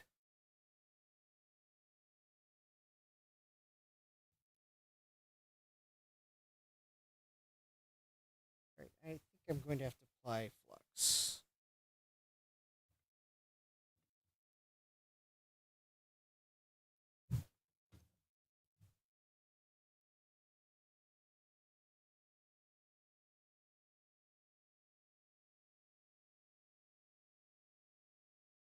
Just trying to warm the board up enough that the sockets might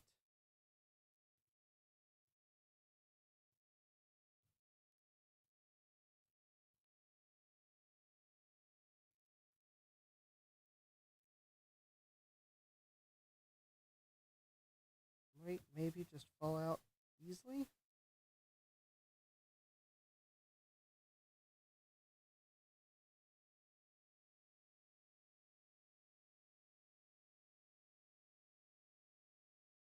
This is maybe not working quite the way I'd hoped, which is why I thought I would start with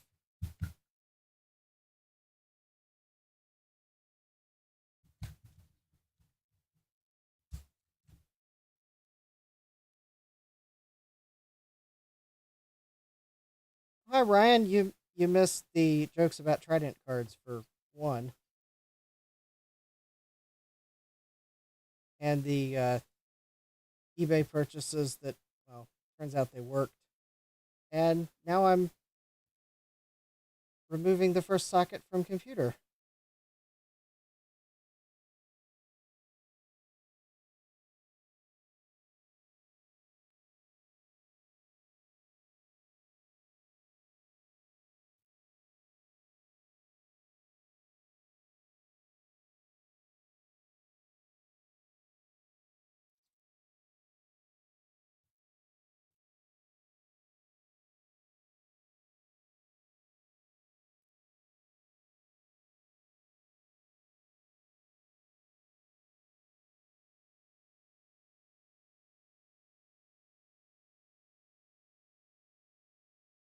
I didn't catch that, Jeremy.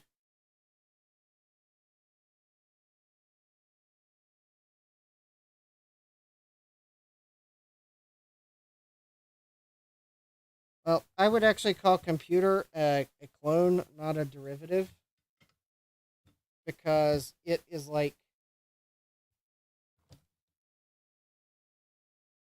hardware wise, I think it's 100% exact. And well, Well, maybe minus the proto board area, but I believe the original Apple II actually had proto board area. And ROM wise, it's like 99.999% the same. So I think clone would be the more correct word for this system than derivative. Also, to be clear, this is a vintage clone. So this was actually sold back in the probably early 80s.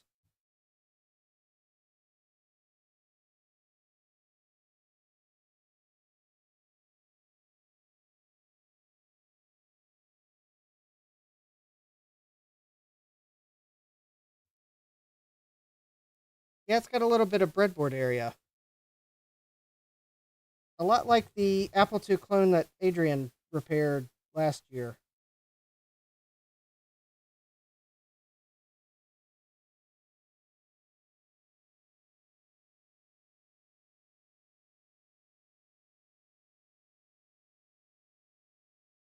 All right, I'm glad to clean Claris out because I don't think the SMD removal alloy is being as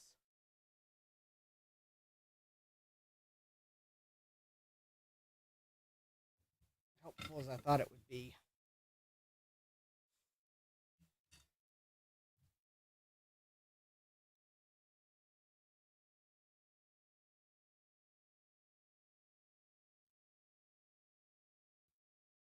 Although I think I did get the socket.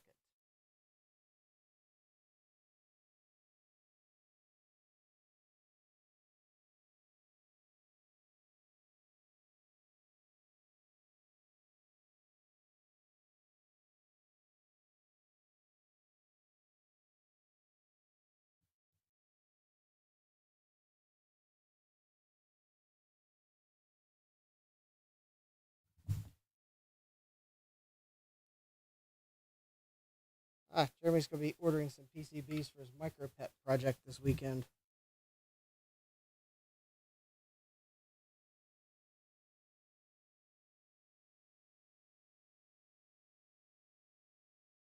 Cool.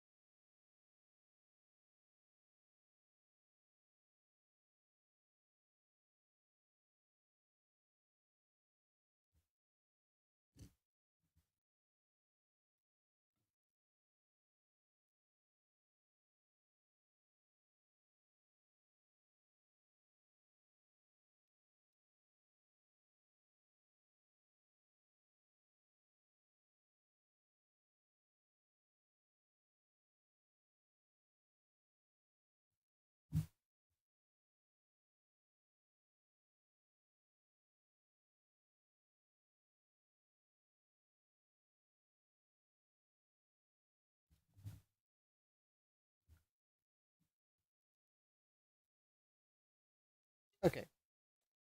SMD removal alloy is not the most expeditious way to do this.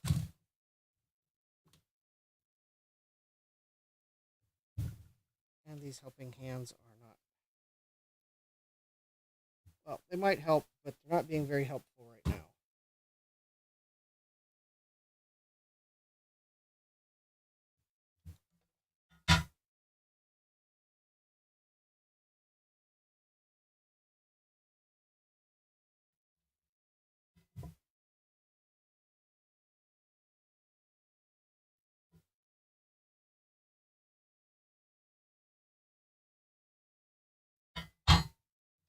All right.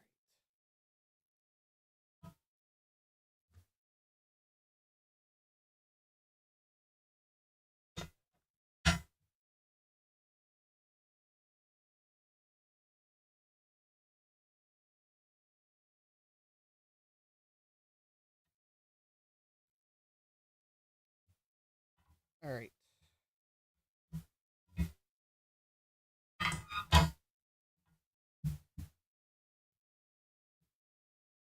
Okay, let me at least get this one out and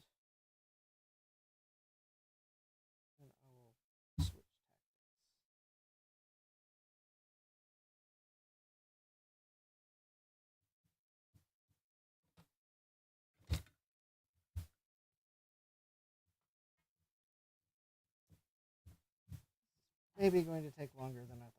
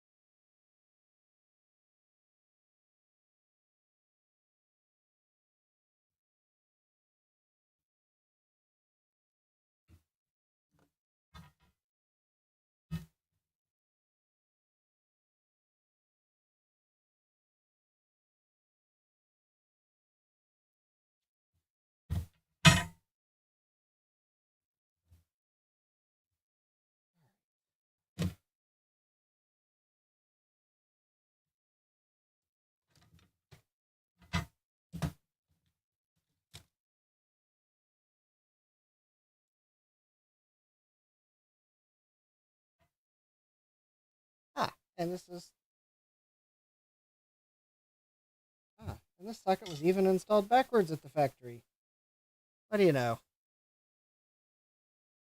All right, got the first socket out. I am going to, like all the ICs that I have had to replace in computer, I am going to keep all the sockets too because I'm crazy.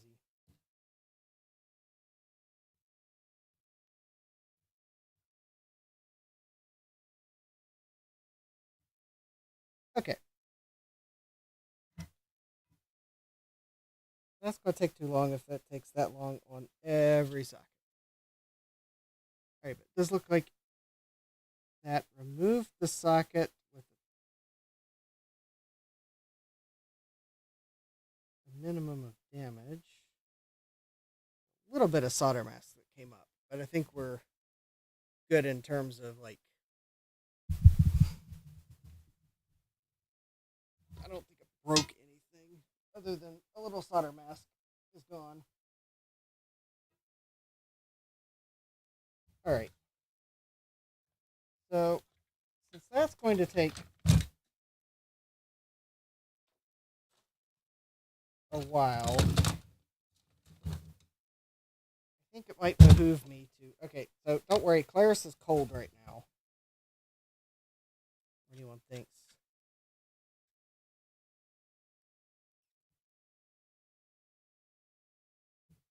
Okay, I will probably have to heat up Claris to clear the tip because the tip is clogged. But let me at least get the chamber clear. Actually,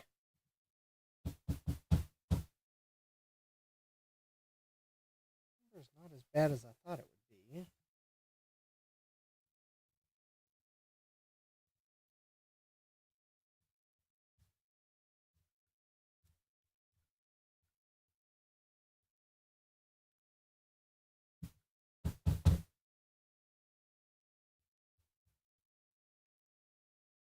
All right, well, that's probably good enough there.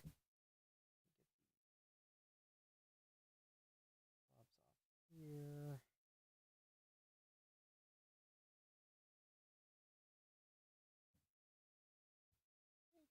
That little base. Should have a new filter.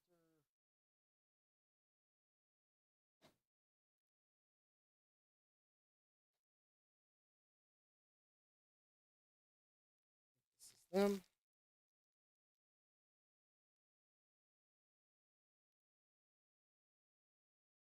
The right.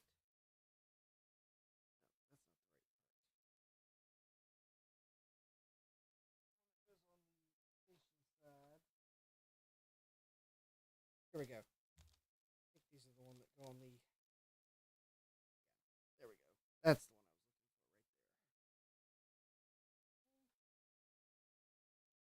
one I was looking for right there.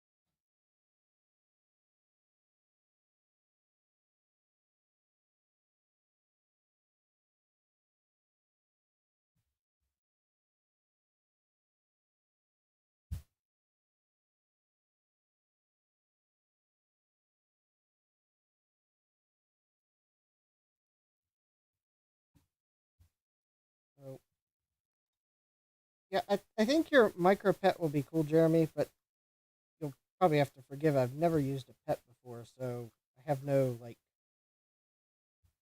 frame of reference to. My brain is having trouble determining just how cool that will be because I've never used a pet.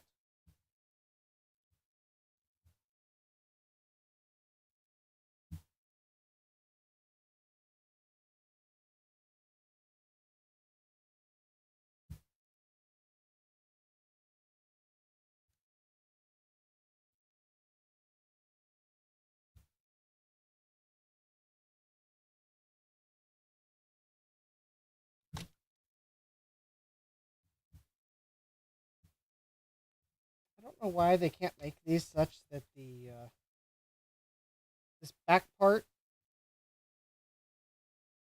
can go back far enough to actually get the thing on without thinking you're going to break it.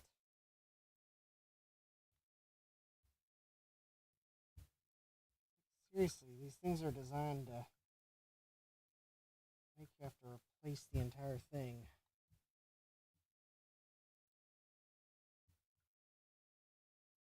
Oh, oh, it would also help if the latch was in the unlock position.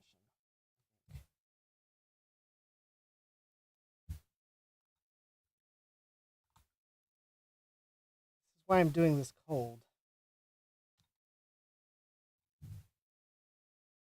And then I'll clean up the nozzle. You can't do it this way. The gasket won't let you.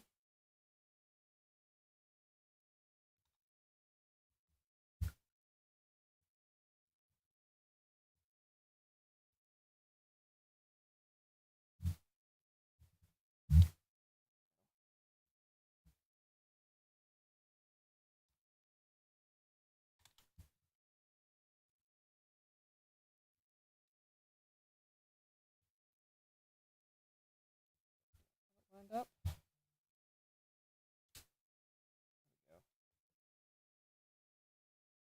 All right. I believe I got it lined up right. All right. So I put the nozzle back on.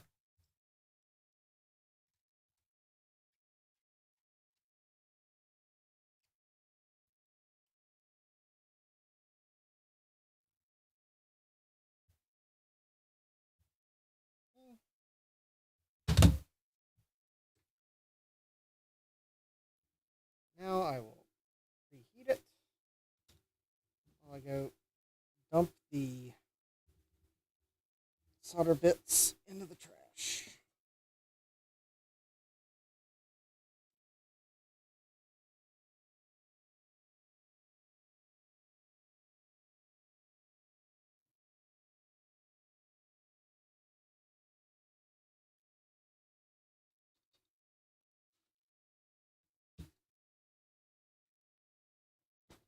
All right.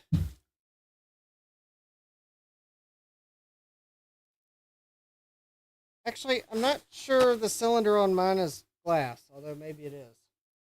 Seems like to me that it's like polycarbonate. Although it could be glass. Although they might also not make them like they used to. But yeah, I didn't want to find out if that it's glass or plastic tonight.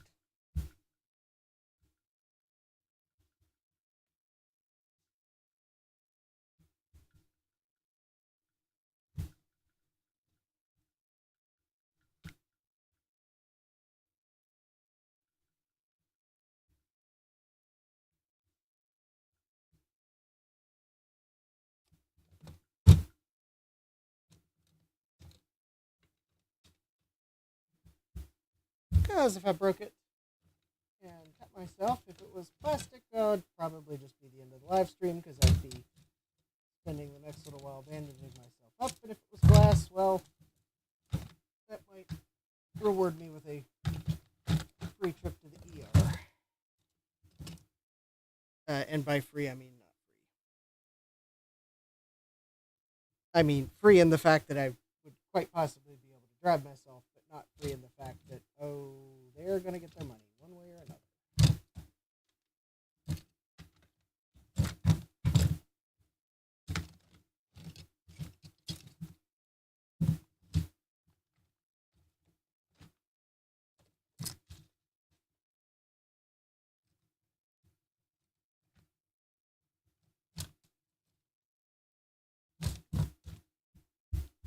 All right, I'm looking for the little thing that cleans the nozzle out.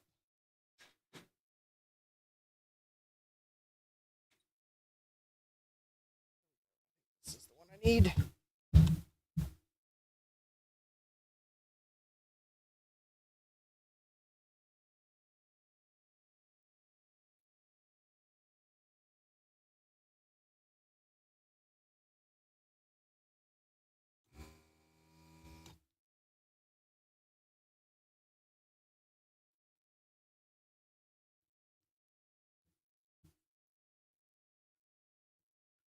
I don't think this is the right one.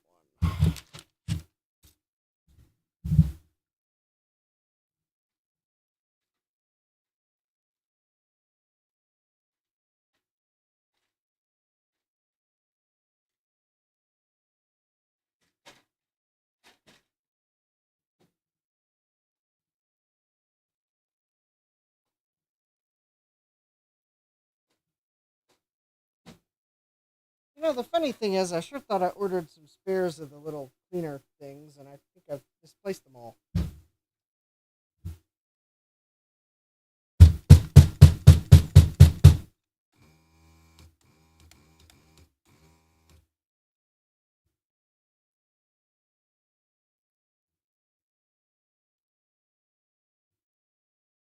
It's also entirely possible that the heater is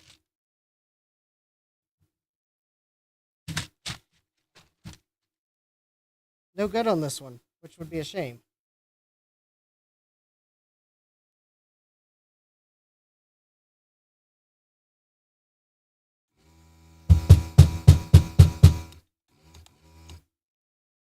Okay, well, it is melting solder.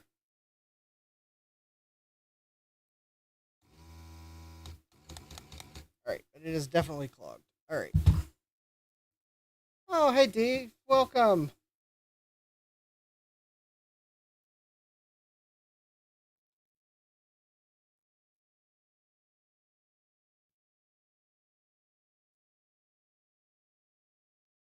Yeah, that is definitely the wrong one. All right, let me see if I can find any of the other spooky metal things.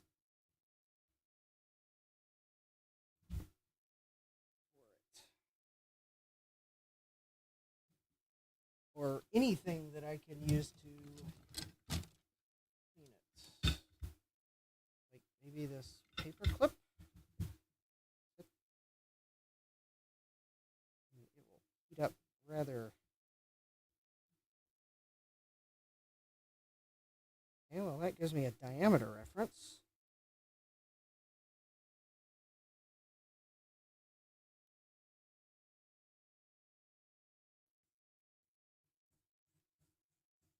Sort of sewing needle, about a half a centimeter until it gets nice and warm, then push it deeper, and it usually gets the clog loose by just heating it.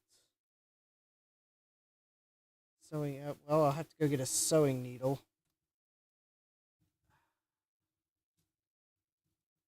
Oh, well, here's okay. I think this is the small size, which is not the one I was looking for. Oh, there we go.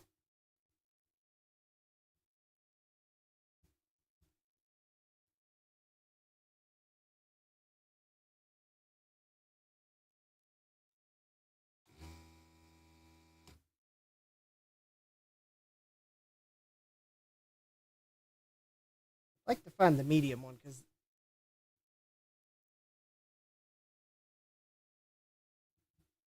All right.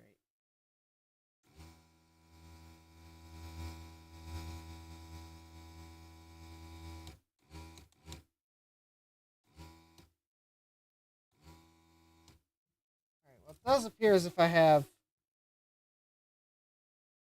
suction again.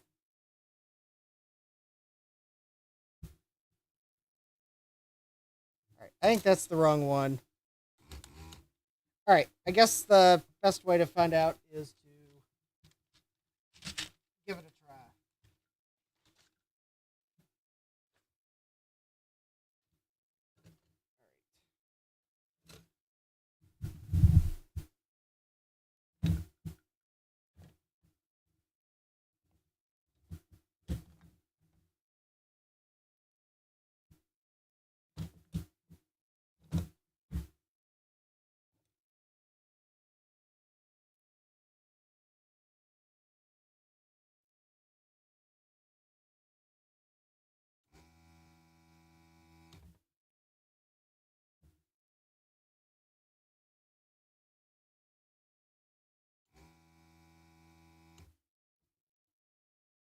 Yep, I think we're actually doing it.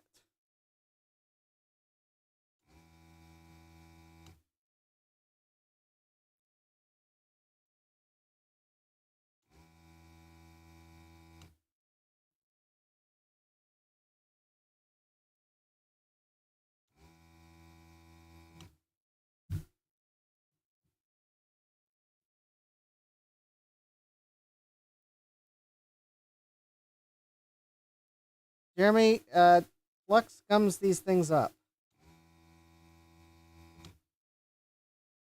which is why I don't use flux when I use this, because it just gums it up.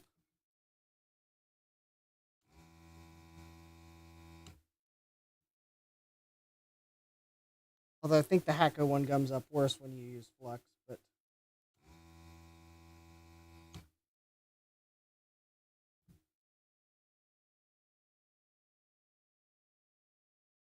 might need to add fresh solder. Now that I might need to do. That I could be more easily convinced to try. Forrest Gutbaum says the Hacko one gums up if you look at it funny.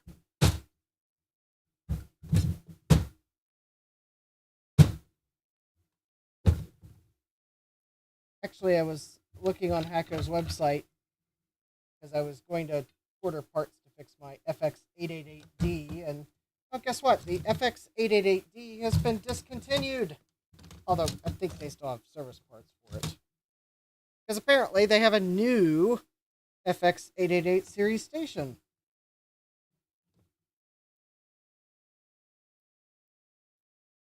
And it fixes one of my biggest gripes about the FX888D.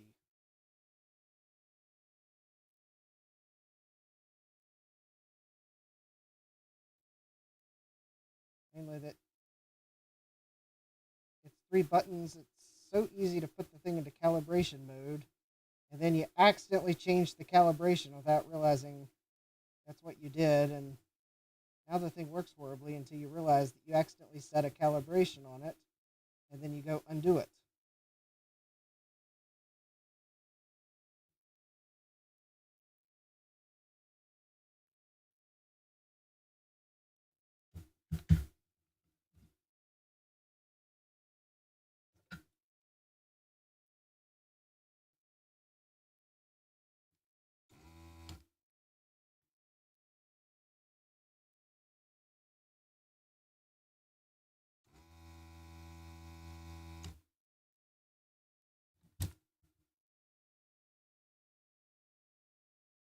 I mean, I might have to try flux with this anyways.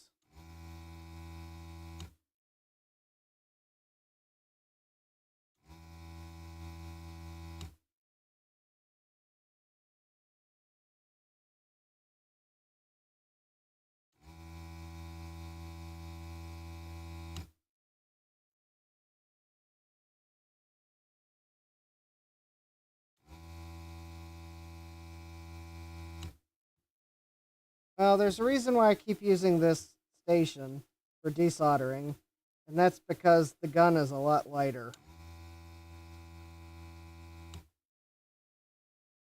I didn't really like having to hold the big Hacko gun.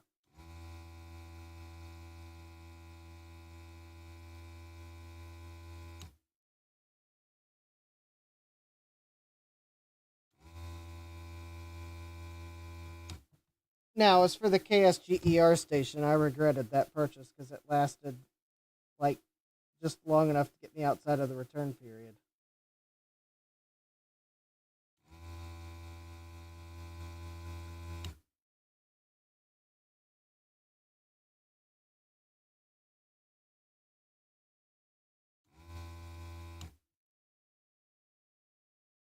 then the gun, then the tip or the handle failed.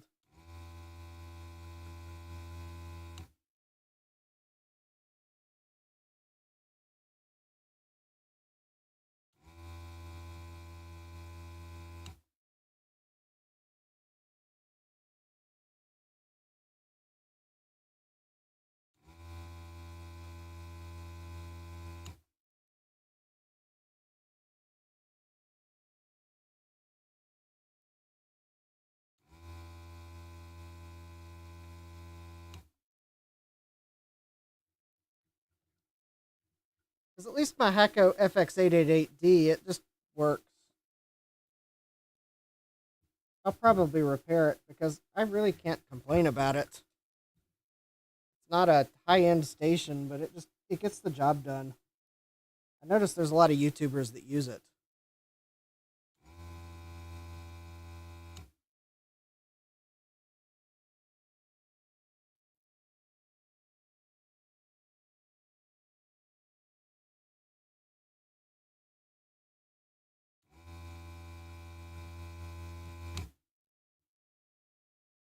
Oh, that is a bent. Well, they did bend one of the socket pins over here. Oh, what do you know?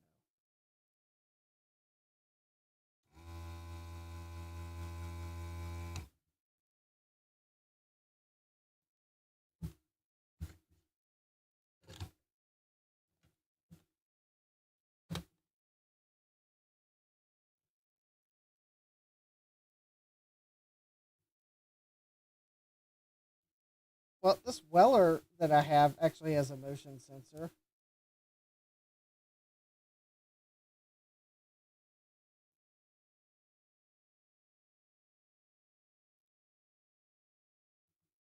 My complaints about it, though, is the cord for the handle's shorter than the Hacko.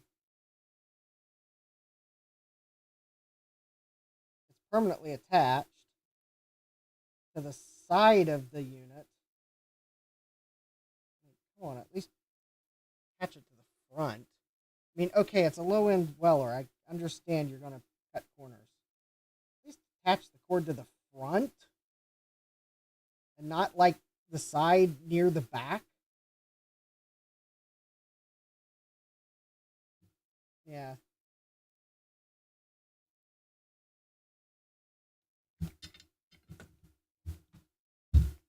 I probably could zoom in on what I'm doing.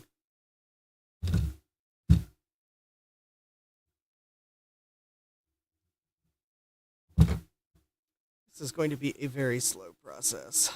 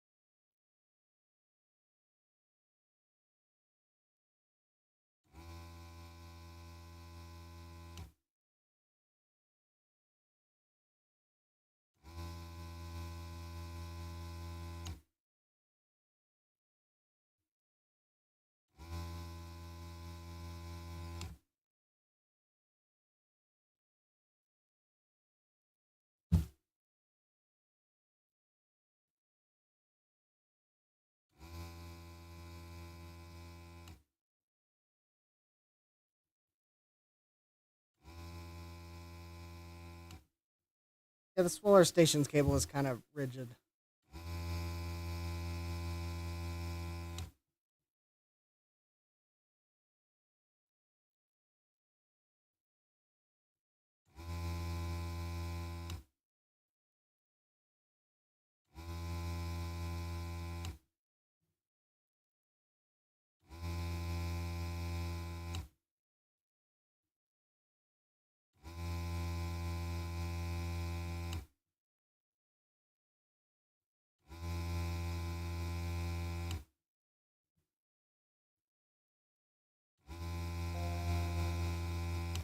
Oh.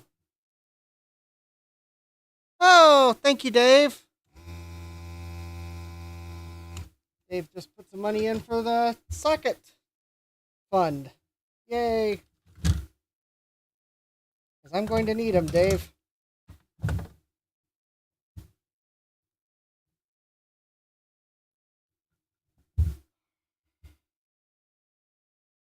All right.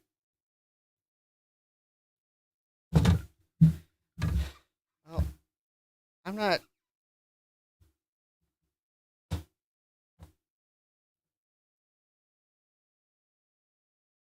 There's. Actually, I think I can see the solder even on the overhead cam.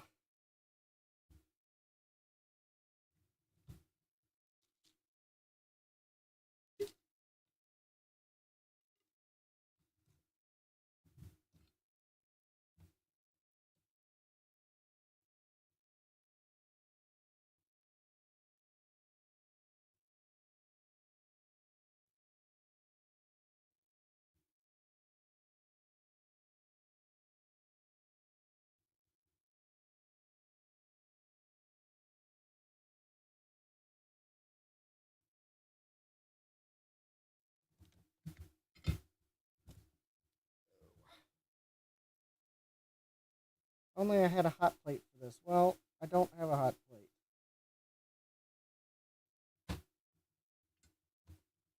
Hot plates are expensive and take a lot of power.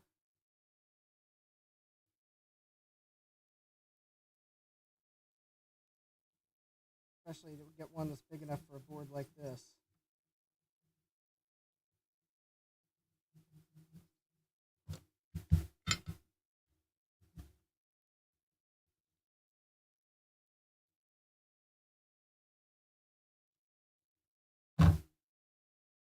All right.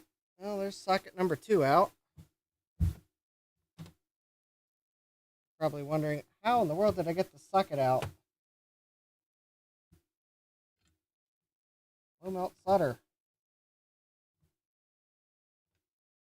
It was molten long enough, I was able to just rock it out with all the heat I put in the board. Now I can just wick it up.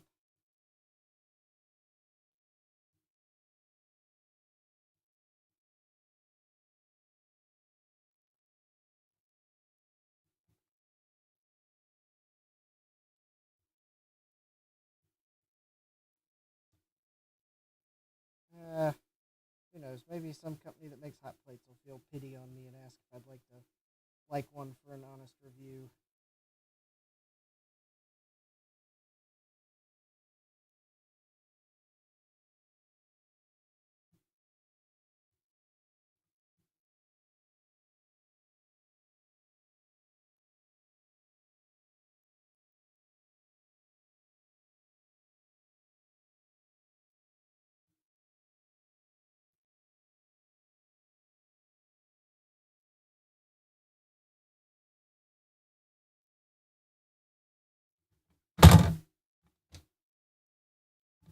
Arg.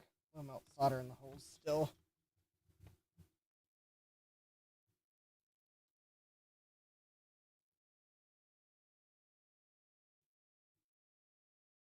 Theoretically, I could probably use the desoldering station for low melt solder, but I'd be afraid that would.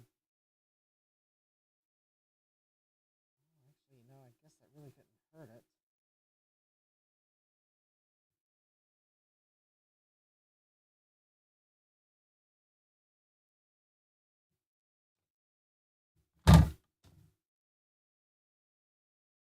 All right, I have cleared two sockets.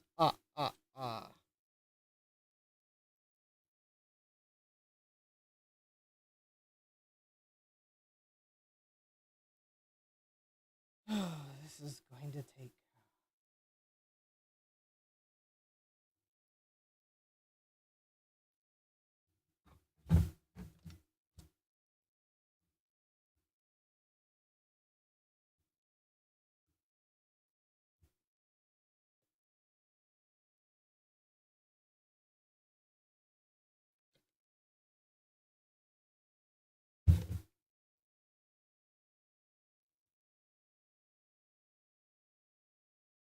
Actually, honestly, I'd probably just rather buy a hot plate and not have to do a sponsored video on one.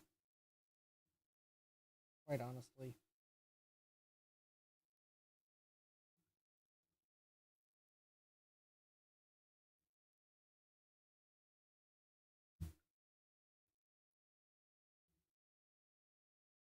Alright, so I have removed two sockets. I have little nicks in the solder mask. I don't think that's it's just where the solder mask has come up, so obviously I'm going to have to touch up the solder mask.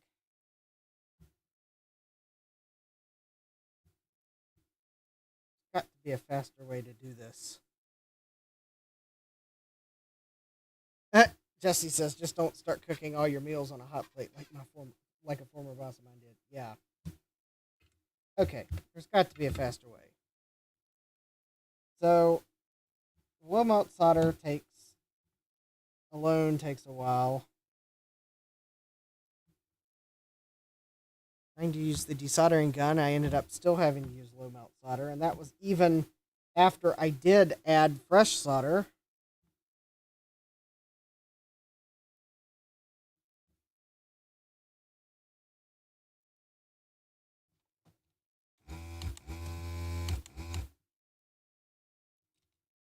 All right.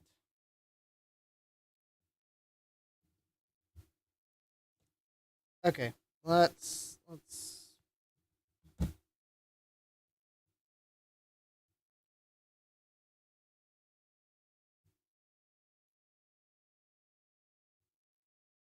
maybe let me try flux and add solder and then Claris.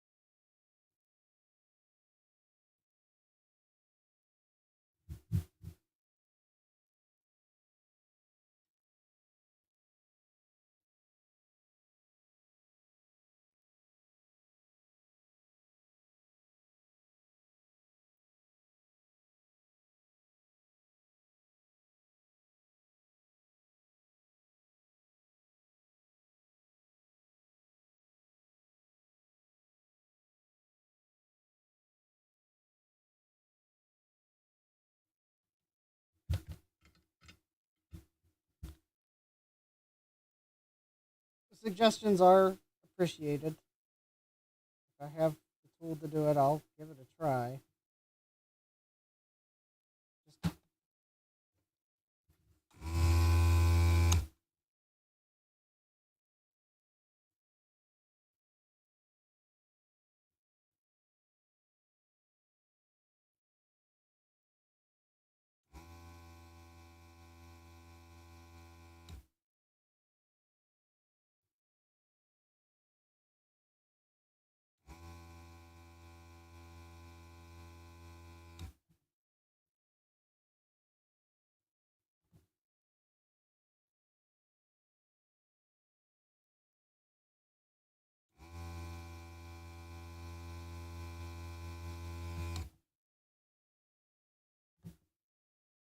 I'm not sure this is working that well.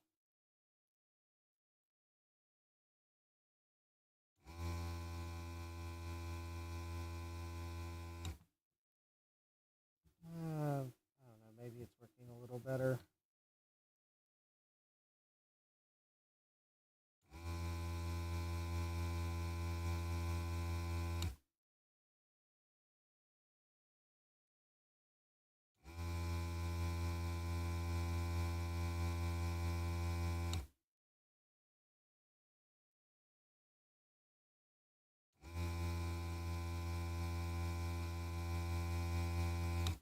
Meanwhile, in the background, Steve's probably like, "Man, am I glad I didn't buy that clone."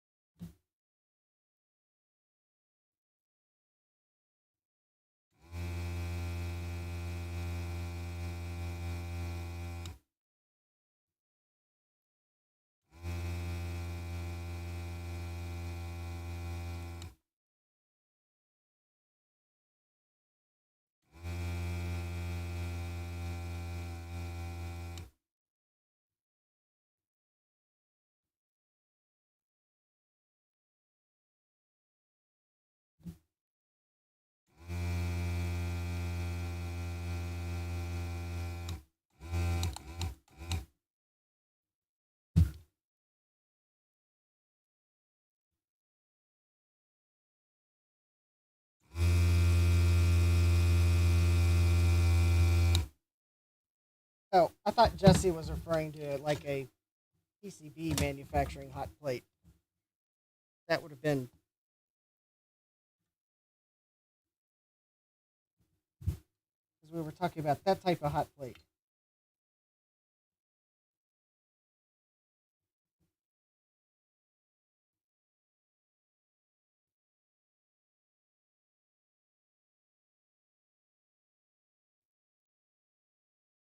I mean, where I work, we did have someone had to tell an intern once that uh, stop wetting the solder like you would if you're threading a needle.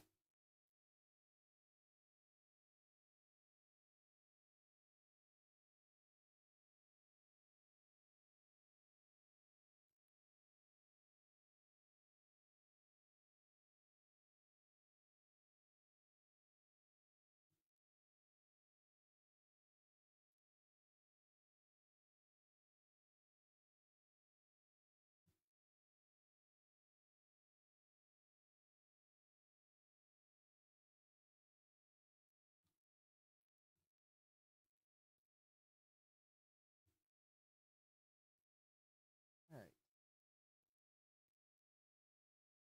I use the desoldering station to avoid having to use wick, and here I am, still using wick.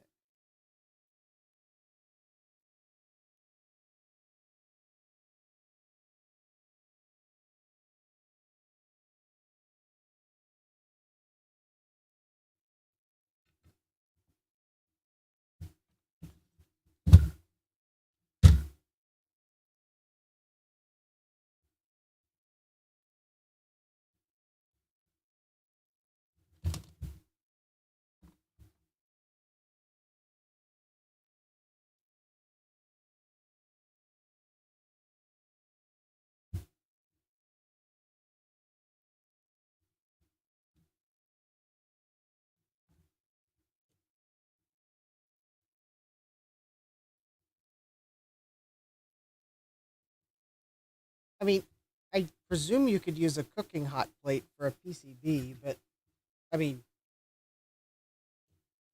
but then not for cooking afterwards. I mean, I think a cooking hot plate can get to the same temperature, but I think board preheating hot plates are generally designed to hold the board in place so that you can even work on the board while it's still in the preheater. It would be hard to do that with a cooking hot plate.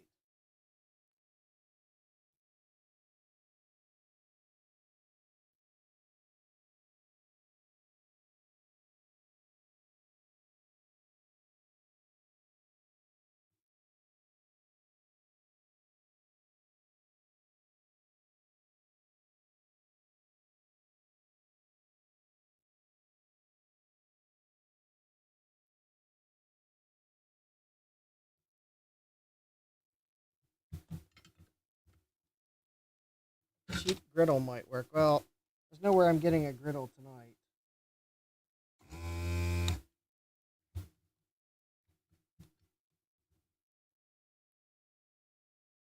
I mean, yes, there are places I could go to get a griddle tonight, but not. I don't want to go to them tonight. Yes, I could go to Walmart.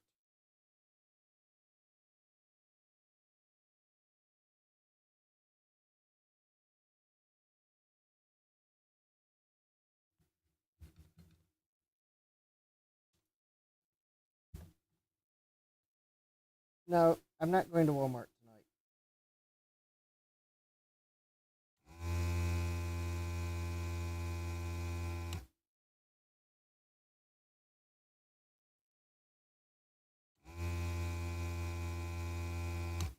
I mean, there are things that if I ran out of, I would go to Walmart to get this late. But I know I'm not running out of them, those items, so we're good.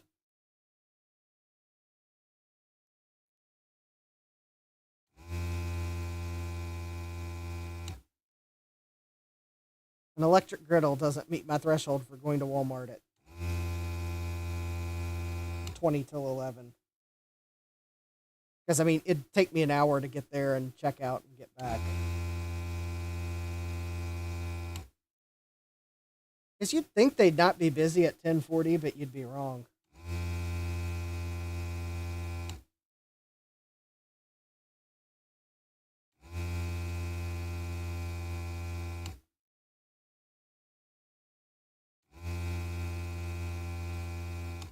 Besides, I would have the same problem with a cheap electric griddle as I would a professional board preheater, and that is, I would need a separate outlet for it.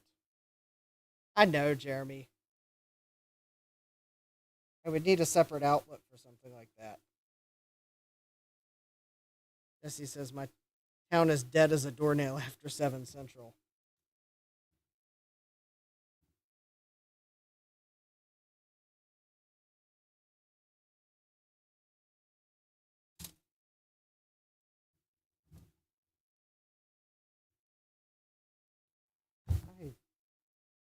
I've got to find a better way to remove these.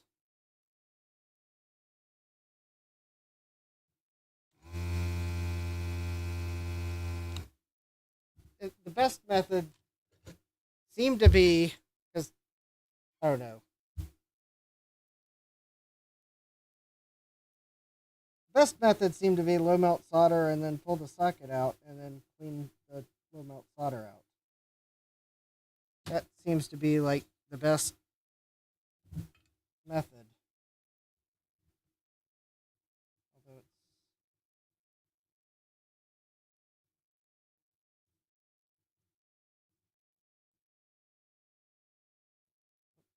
if I get the right chip.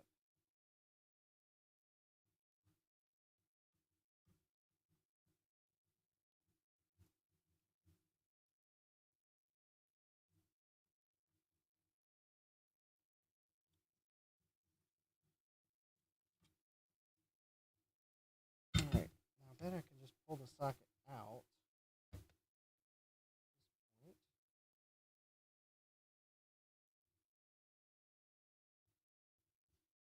Nope.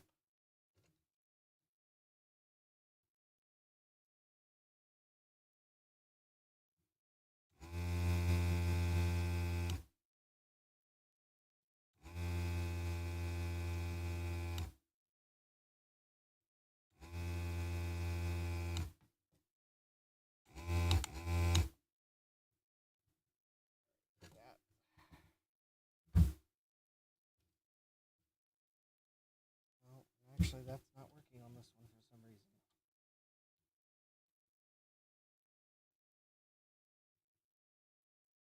I don't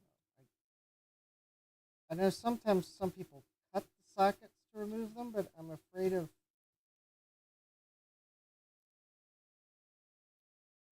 collateral damage that could cause.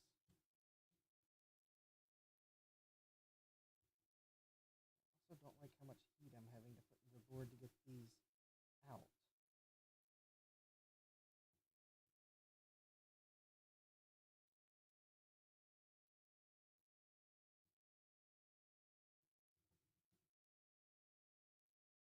And the amount of wick I go through with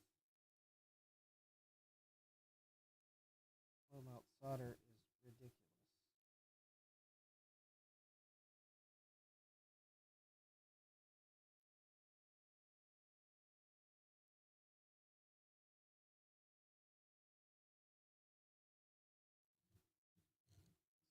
Low melt solder on parts of the board I'm not working on.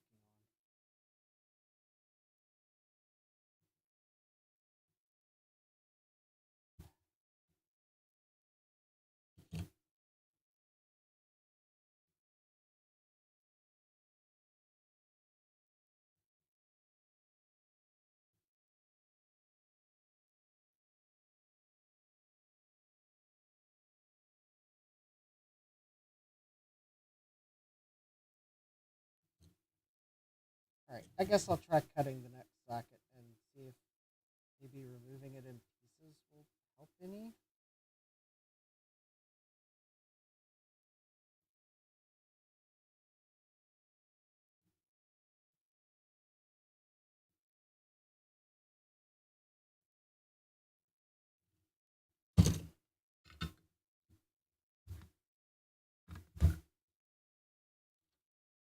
I was about to say, Jeremy, if there's not a Dollar General where you live, are you really in the South?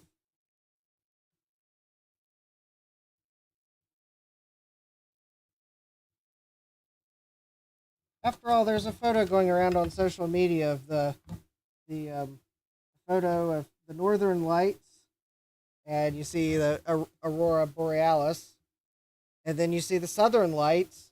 It's a Dollar General sign.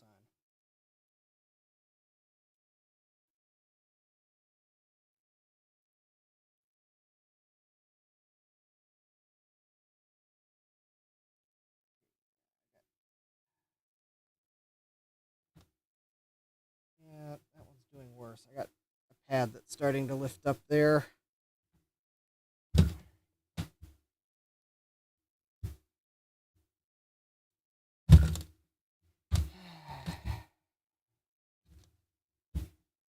Really like to repair computer.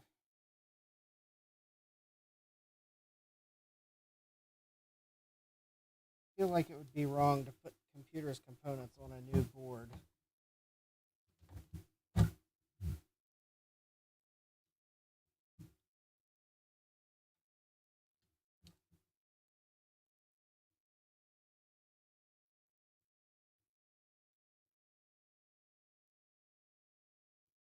Kind of one of those.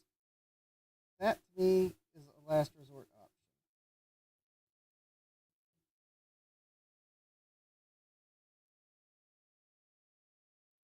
And this board is not battery damaged.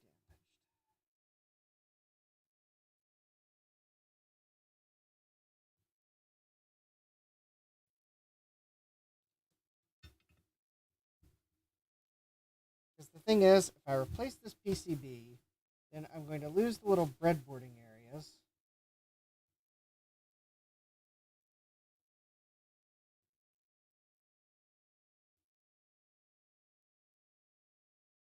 Which is part of the charm.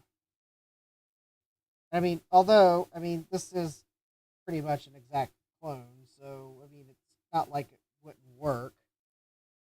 I'm fairly confident that I could put all these components on a replica Apple II Plus board and it would just work. But it just seems like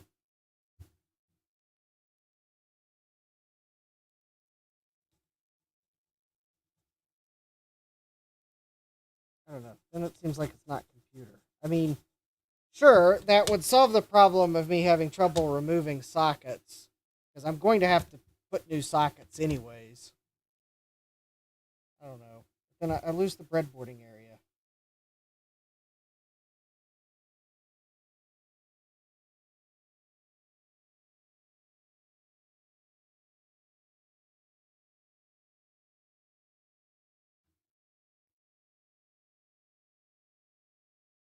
Actually, I'm not sure it's an exact clone now that I look at it.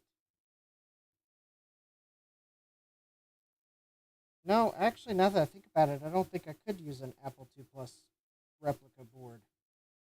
There are a few different components. They replaced some special chips Apple used with some more generic ones. So no, I couldn't just simply take an Apple II Plus board.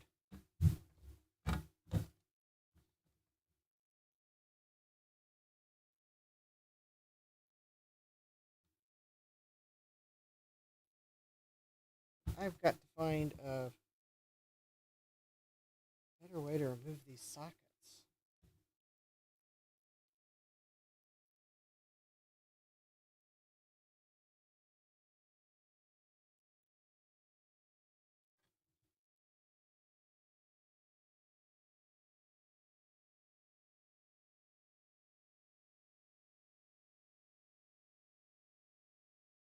Here I am.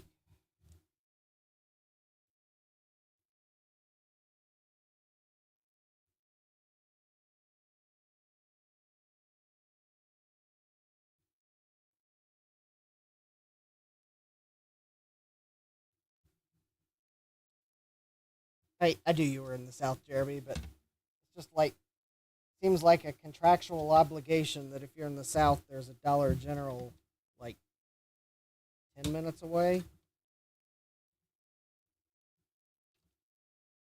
seemingly.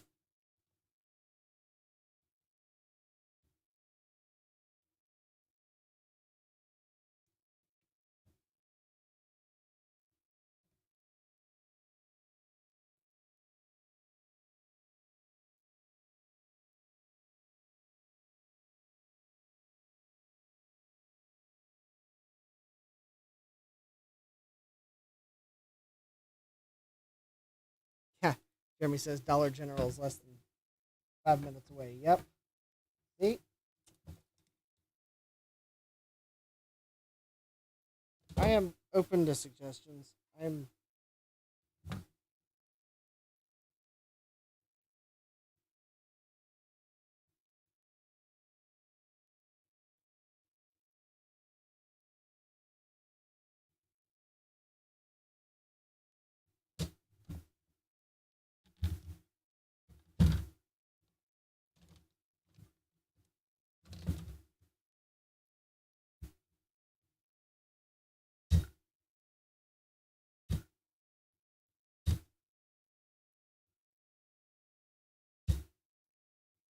I guess I'm gonna try this because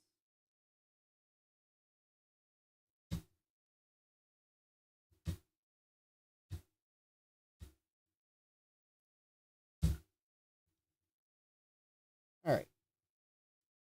See how many of those just fall out. Not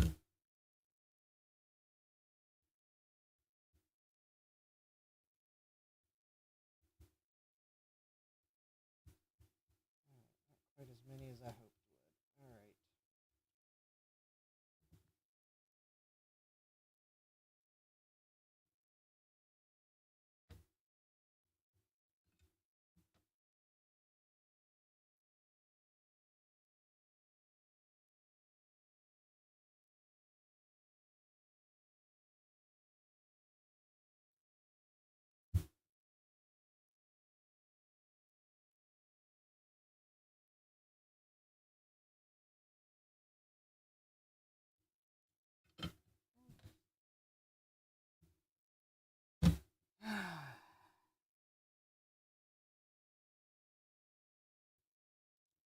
I mean, this was definitely one of the crusty sockets, but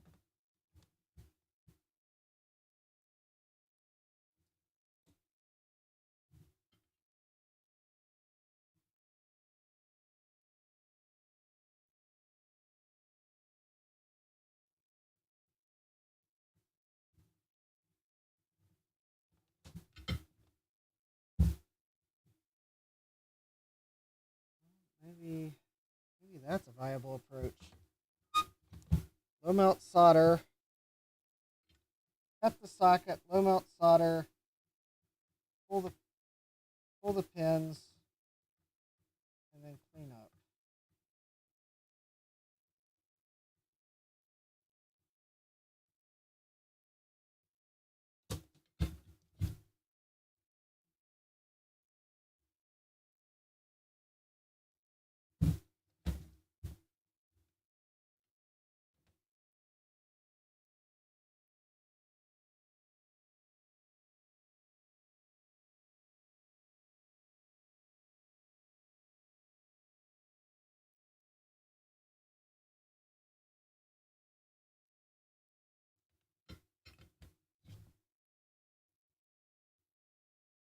There we go. That socket's out.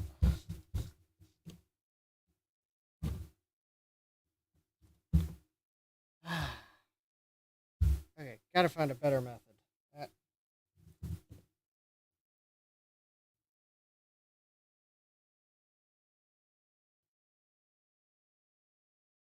was like, oh, this is gonna be like a 30-minute socket. And that was only for removing it.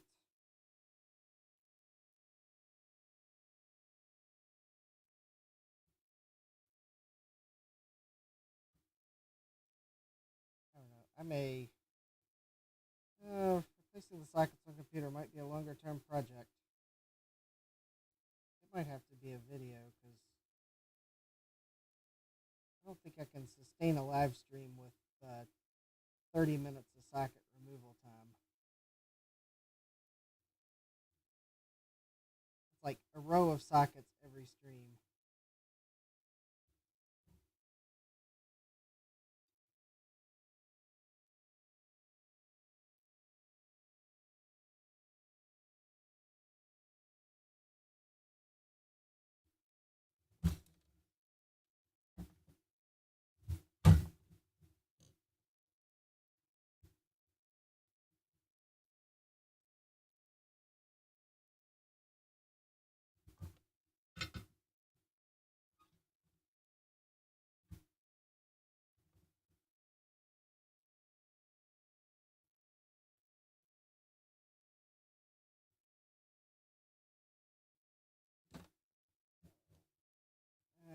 we've had a little bit of collateral damage.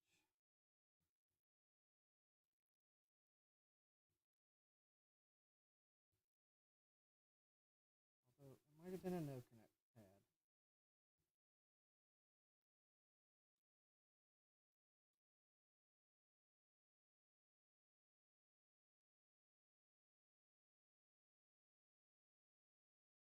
Okay, I think that was a no connect.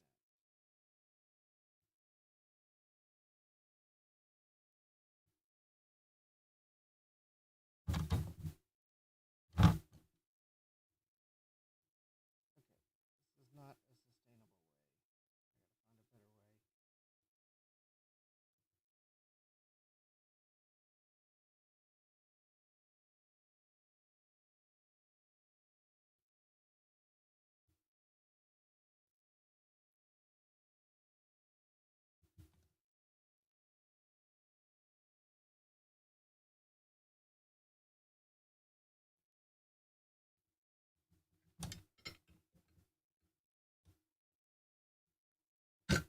Yeah, it's 11 p.m. Eastern, Jeremy, and I've got 3 sockets removed. Granted, we started with computer at about 9:30, but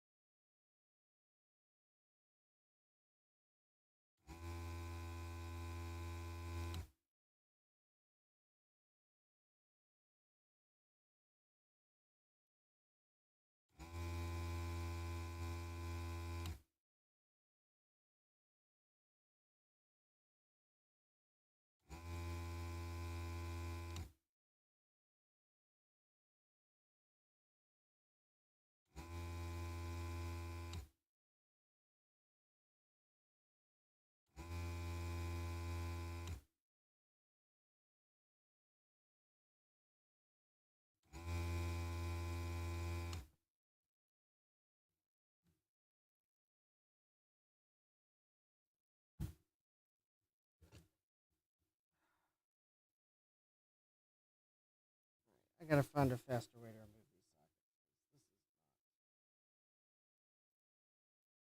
This is not working.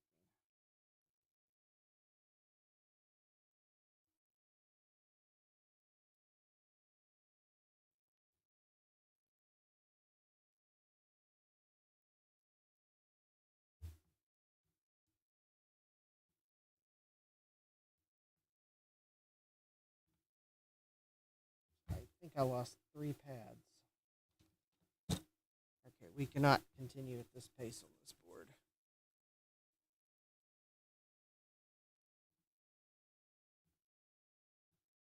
It looks like we lost 2 whole pads and 2 half pads.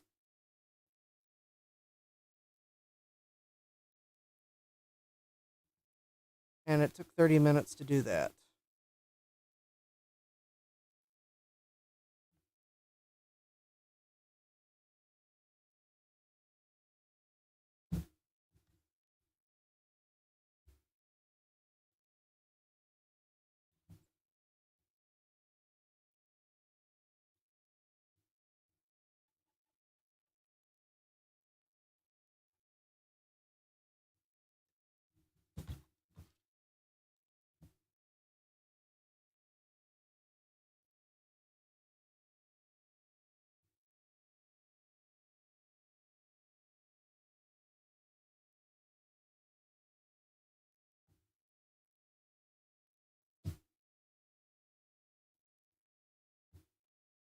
Oh yeah, I can tell it's 11 p.m. because the chat goes quieter at 11.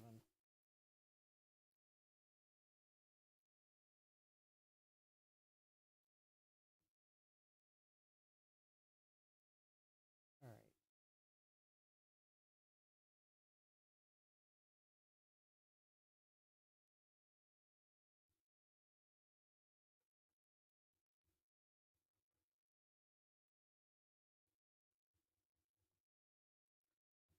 All right.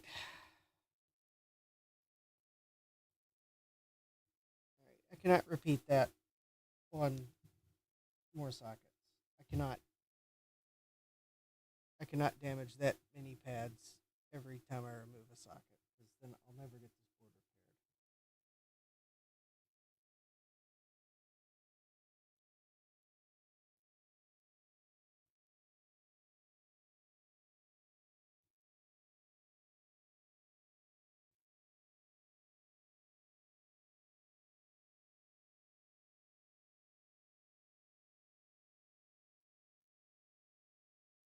I mean, maybe I should look into a clone board because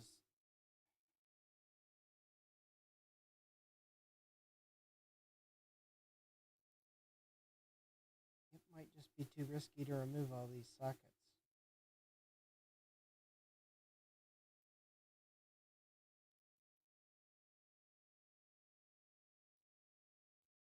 Because the thing is, looking at them, I think they all have to be changed because they're all.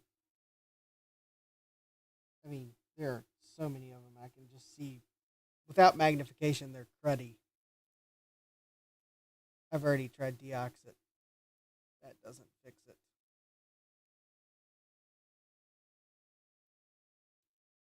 I've removed 3 sockets. I have this one, I think, removed cleanly. Although I haven't tried to put a socket in place to see if the vias are actually clear.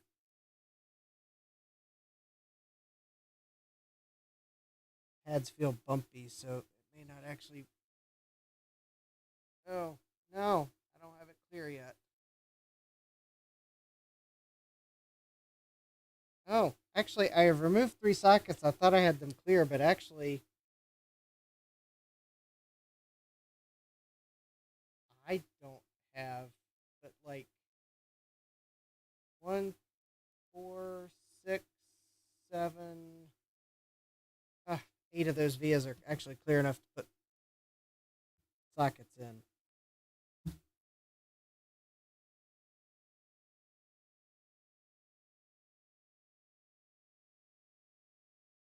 Because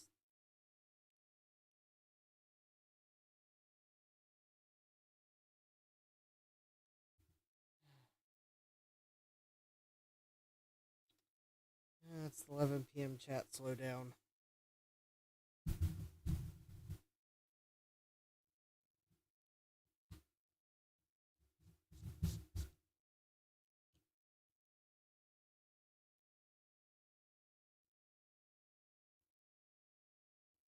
All right. Well, I got to figure out what to do because I just spent an hour and a half removing 3 sockets, and I just realized that the vias aren't actually clear.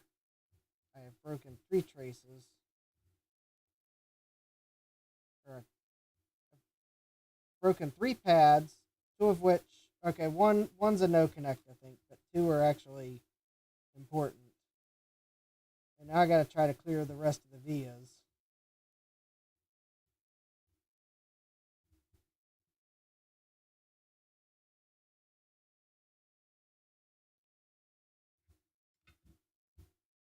I'm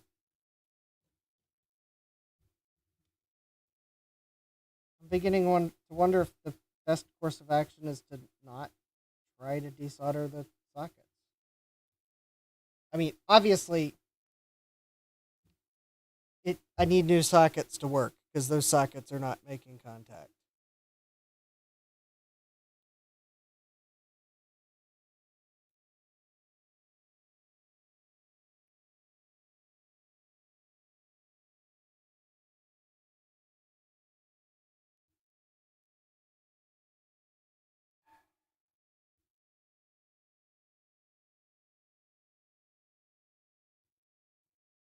And I'm not aware of anyone that's cloned a board like that, and I don't have the time to do that.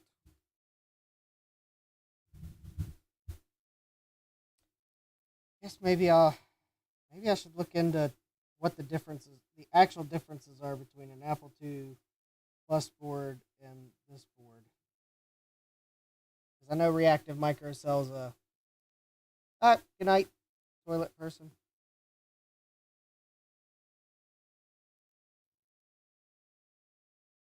Because I know reactive microcells a clone Apple II Plus board. It doesn't have the prototyping sections, of course. Most of the chips are the same. In fact, I think this board uses very similar ROMs.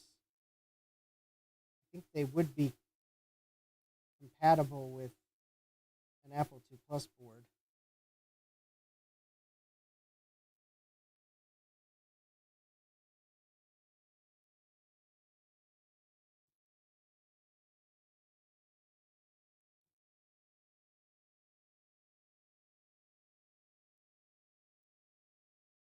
Problem comes to when we get to the chips here, because I think an actual Apple II Plus has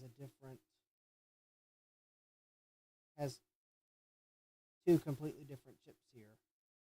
Because I think they implemented it with standard logic on this board. I think everything else is the same.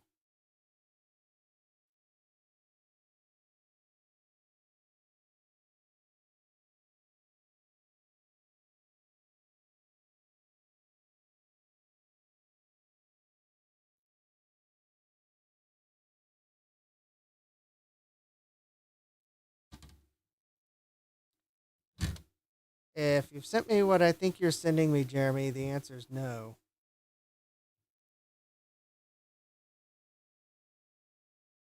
No, Jeremy, that's the wrong board.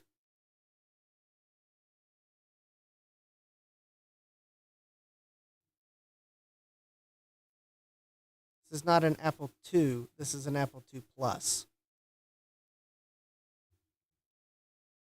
No, there are no memory select jumpers. So that's the wrong board. I know it's still pricey, but I'm doing. Thing is, I gotta take into account how long it's going to take to remove the sockets. It's taken me an hour and a half to remove 3. Hi, Jack. Welcome. You got me in a quandary. It's taken me an hour and a half to remove 3 sockets. And actually, the vias aren't clear yet, as I've just discovered. I've damaged 3 pads in doing so.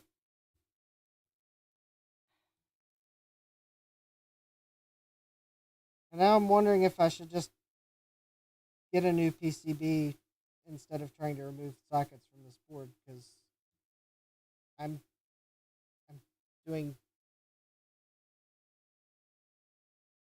because this is going to take forever to replace sockets on. Thing is, I think I got to replace all the sockets. I mean, I got to replace more than half of them. It's taken me an hour and a half, and the vias aren't clear. Yeah, I'm like,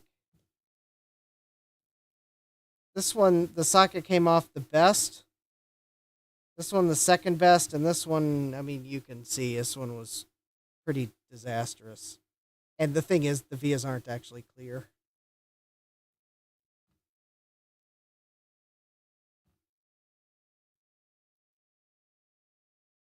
I'm like trying to figure out, do I continue,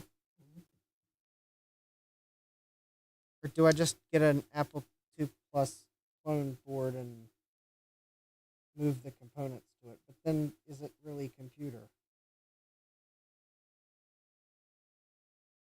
Yeah, I was putting new solder in.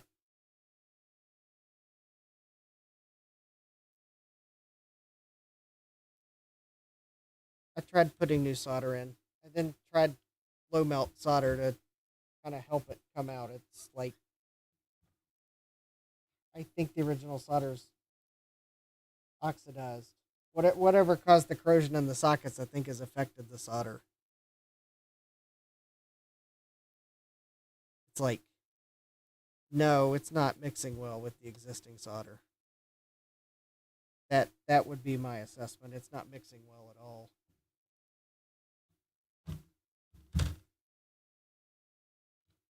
I know this is not lead-free solder on this board. This board is too old.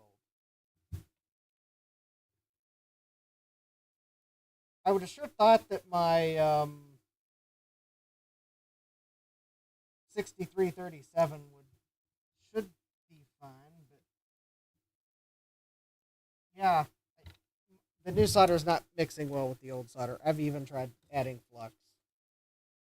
It's I mean, these vias are not clear. I don't know if the desoldering gun will clear them.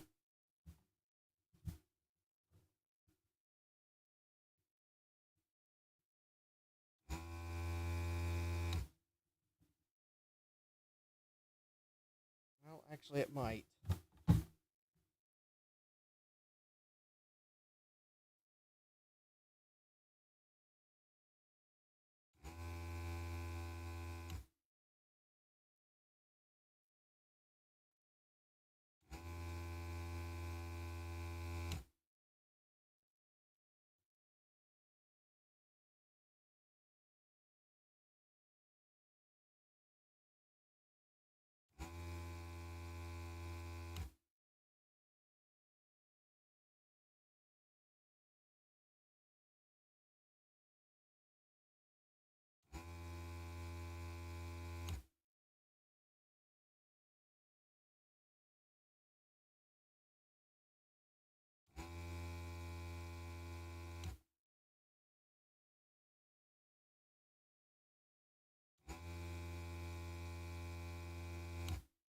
I mean, I could try that. Alright, well, maybe I can get these vias cleared. Alright, I guess I can try that on the next socket down. Let me get these vias cleared, though.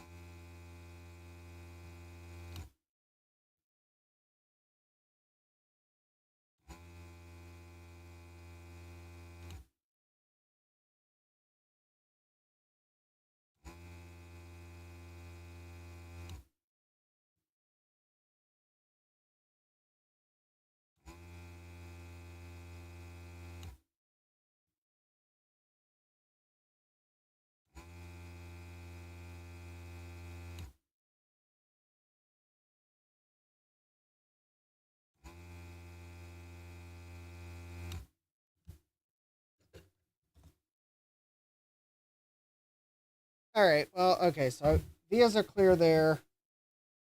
Alright, no further damage.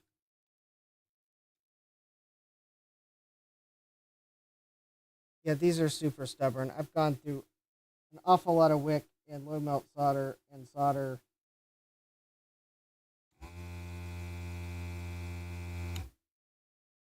I've gone through more than I thought I should have to get to where I'm at now.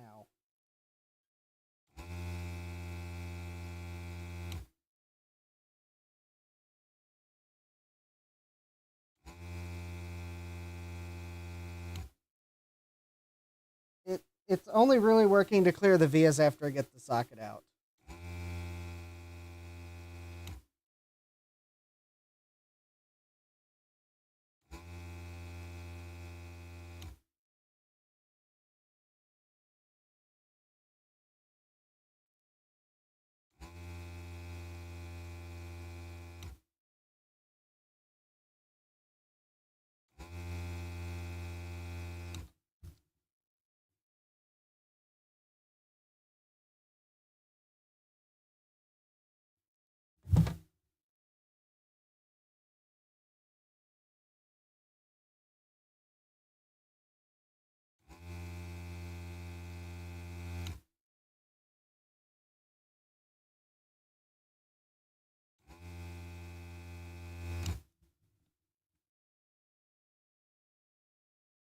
All right.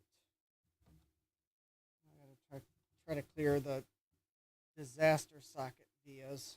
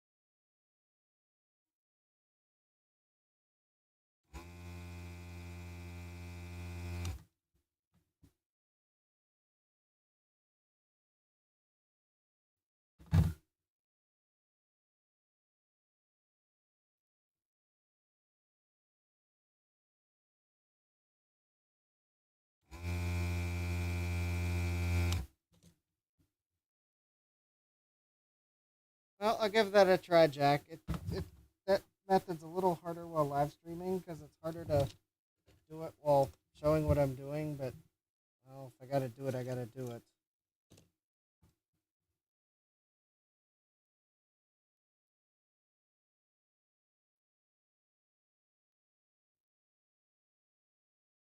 All right, a few more vias to clear. Actually, just one. Oh, and it's the via for the what I think's a no connect. The pad came off.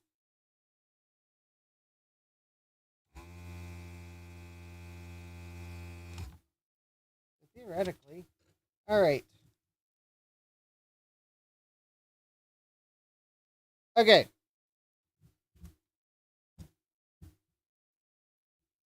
All right. Well, that's good to know.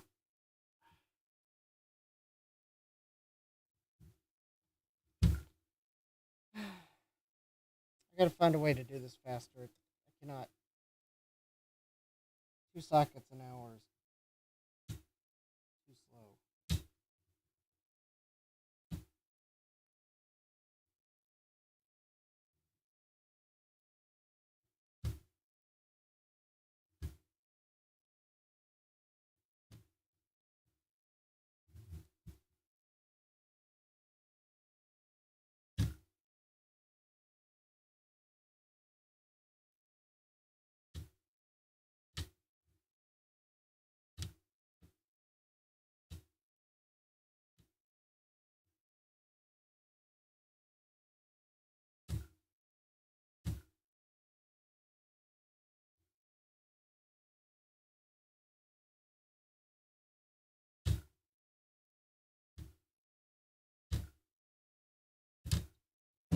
All right. Okay. Let's see what that does. Fortunately, this is kind of awkward because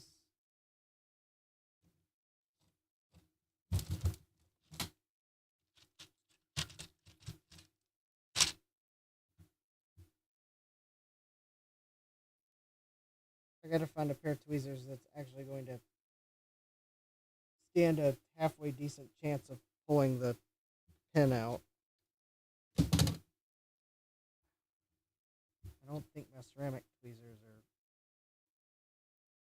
much up to the challenge, but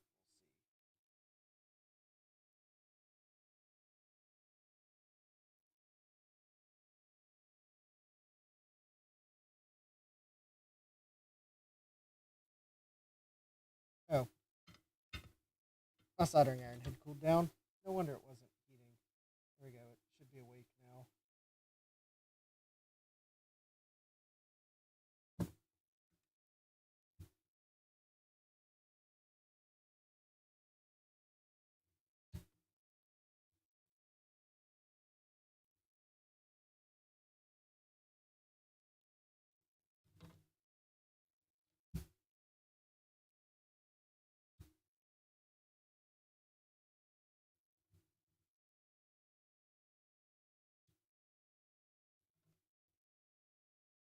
Okay.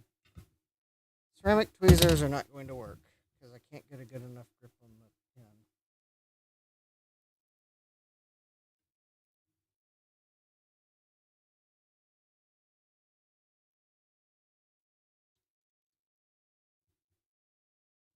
All right.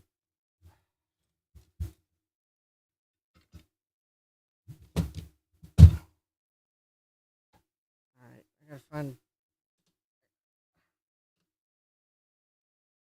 gotta find a way to hold the board. Hold on. Let me see if I can use this magnetic thing to help hold the board. So that the board doesn't fall over when I actually manage to get the pin out. Oh, where's the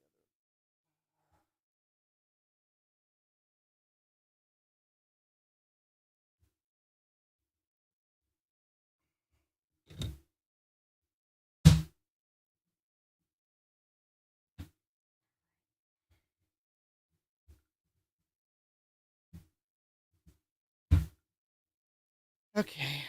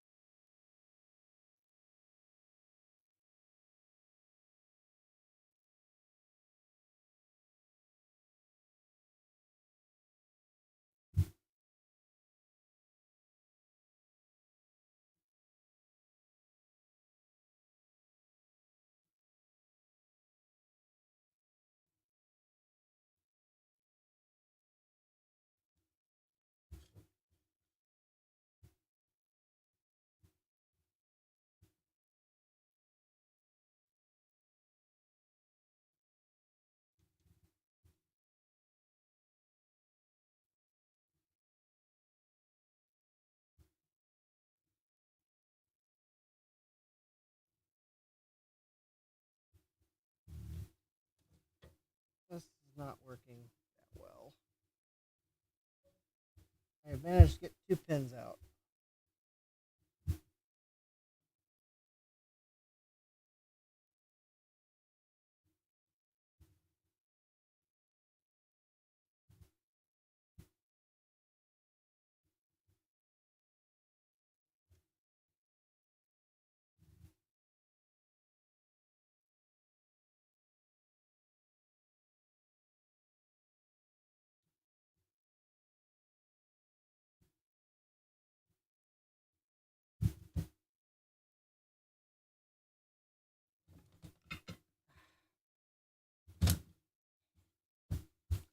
I'll try.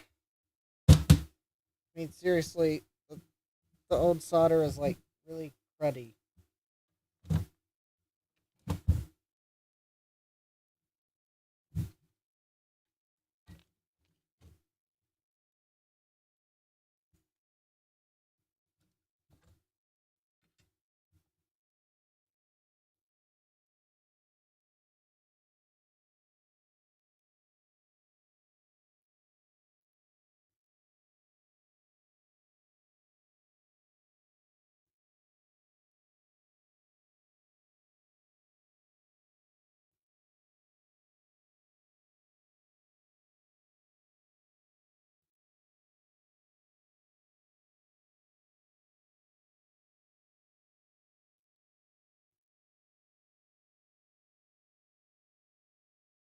I couldn't. I'm.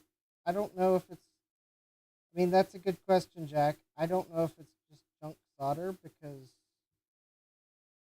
I mean, it was an illegal clone.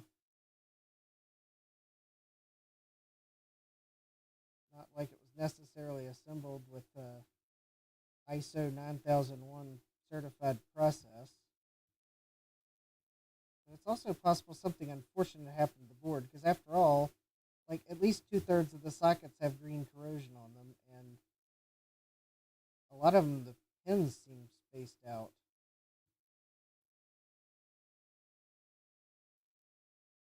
Like maybe someone tried to remove the chips without realizing that pins were stuck to the contacts in the socket.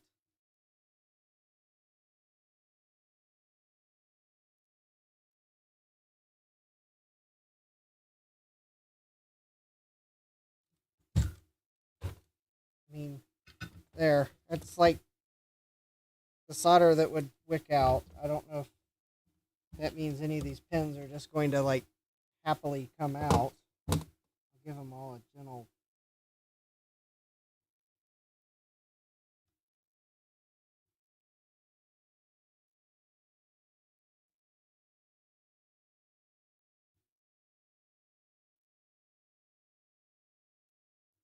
I just basically wanted to see if any of them were loose, which they're not.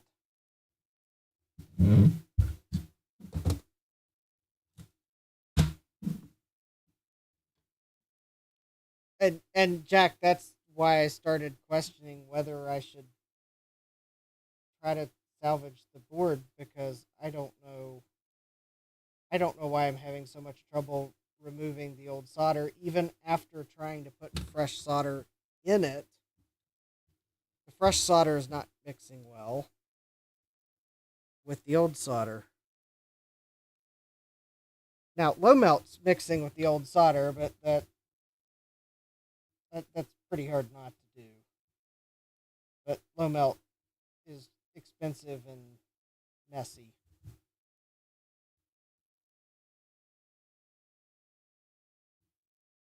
You know what I mean? I may have to.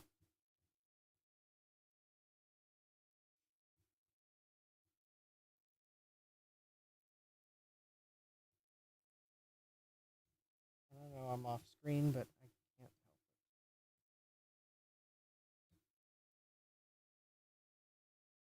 it. I apologize.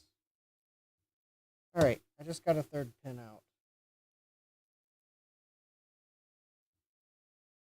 All right, well that pin came out. All right.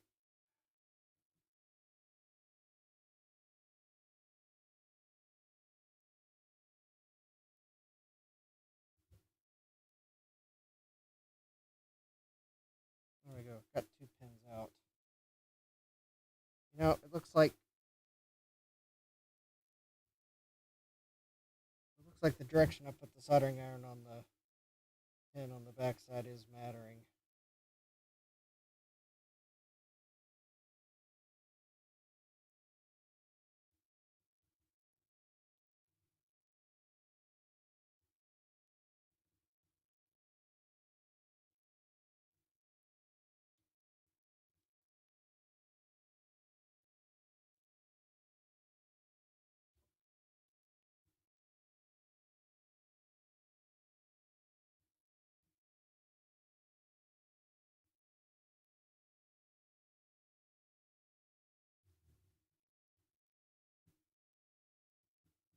Hey Thomas, it's going awful.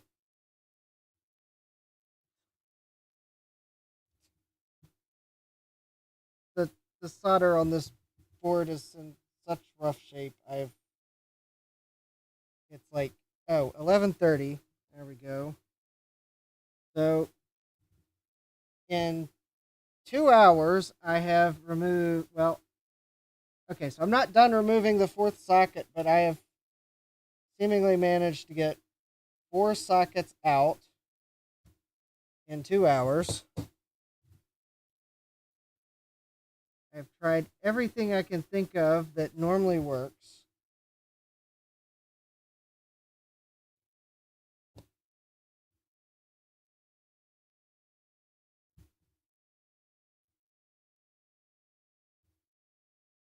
It's like I think the original solder is just in really bad shape. I've managed to damage 3 pads, which has me bummed out, as always the case when I damage pads.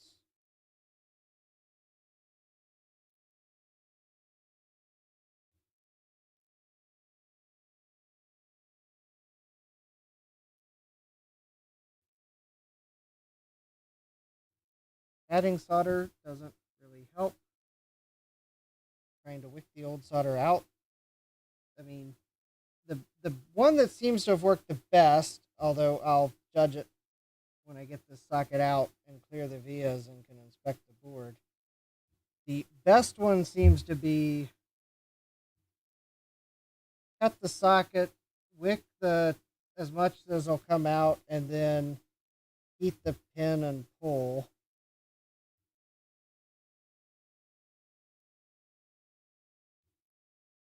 It doesn't seem like adding solder really helps because it's not mixing.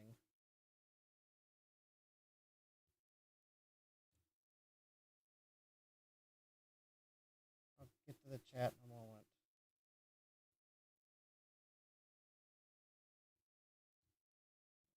Pin is stubbornly stuck, but I think that's going to be a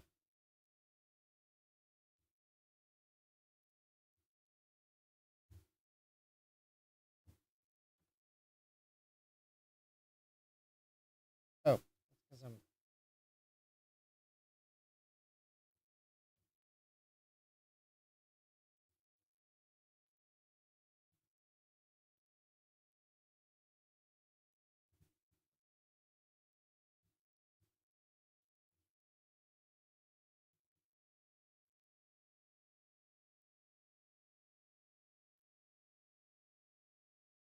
recycled solder went onto these. Oh,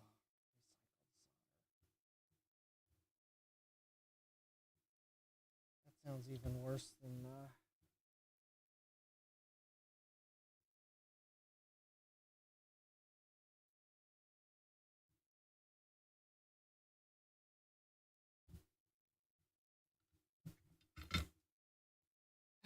poor quality sockets, recycled solder, Hitachi chips that rust out from the inside.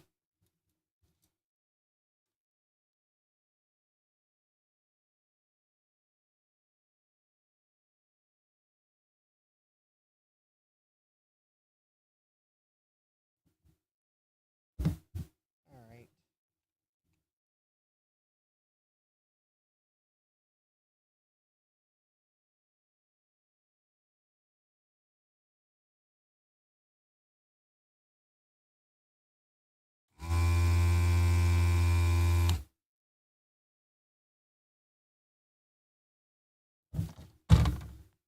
What else about these boards do I need to know before I potentially wreck it?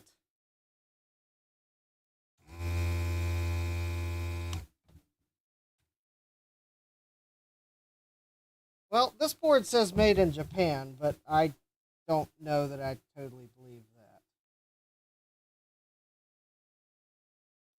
Honestly, I think it says made in Japan to throw the customs off the trail.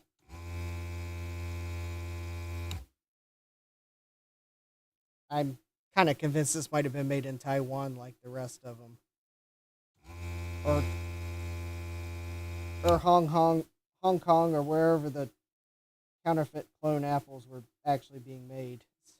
Japan spelled wrong, Jack's asking. I'll check.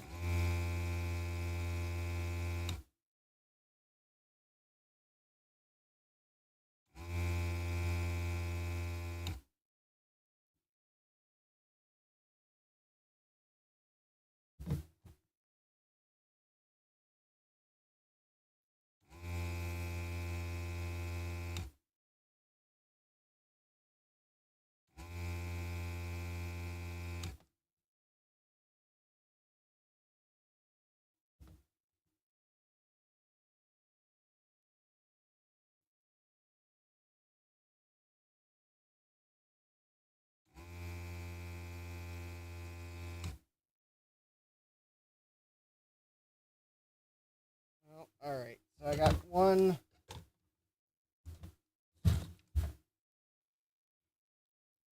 via that didn't clear, but it's I think a power or a ground. All right. Let me see if I add some solder to it. Maybe it might.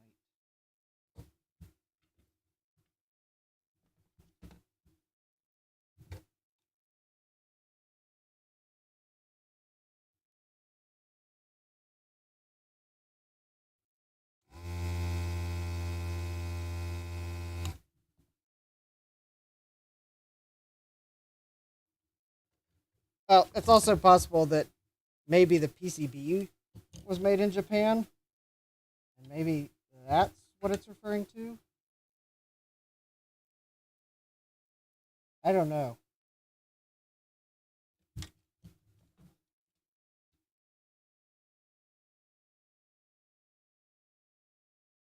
Well, that might be the way I got to do this. Wick as much solder as will come out. Cut the pins, heat and pull, and then clear the vias. That, I think, was the quickest way.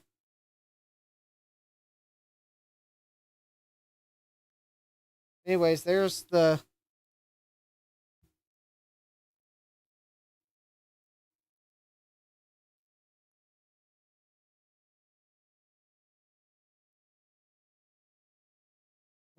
MCA made in Japan. All right, so this one I think I tried low melt. This is the one where I don't know. This is the one I butchered, so that one's gonna be fun to repair. This is the one I just removed, and it looks okay. Normally I wouldn't like clean the board so frequently because I have to wait for this to dry to remove the next one. But I'm just kind of curious.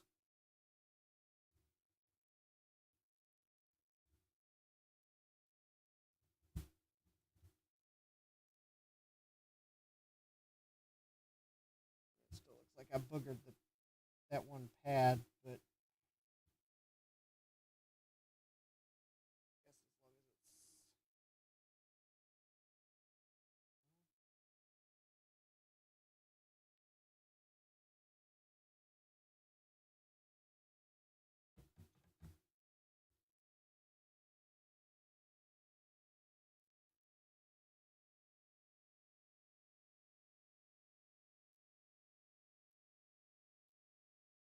as long as it's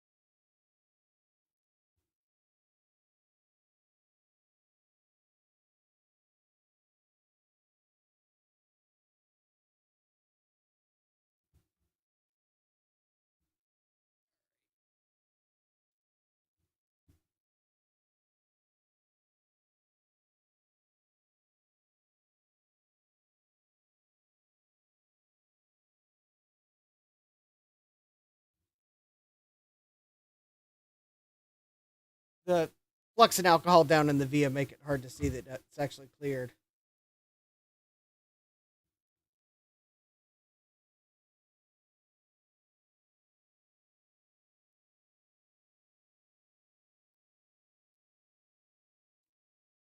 All right, 1140. I have removed a whopping 4 sockets.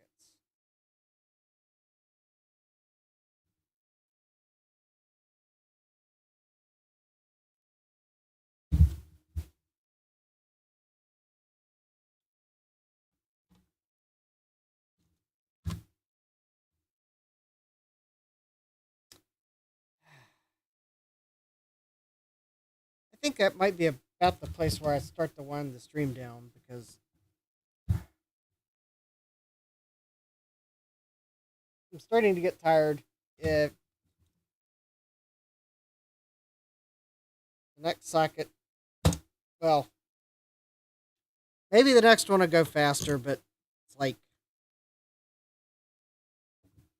I haven't been able to get into a removal groove tonight, and I don't think that's going to start at 11:40 p.m.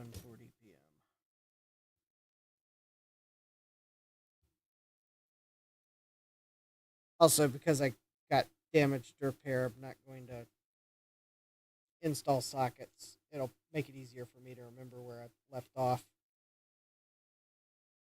Okay, so maybe it is still possible that I can get sockets out without doing too much damage. It looks like I'm going to need to do the wick, heat, and pull method.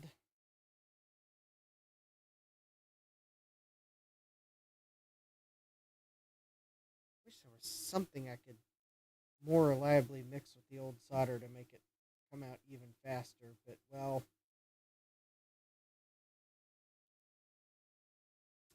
yeah, it's been a struggle tonight. Computer was made substandard.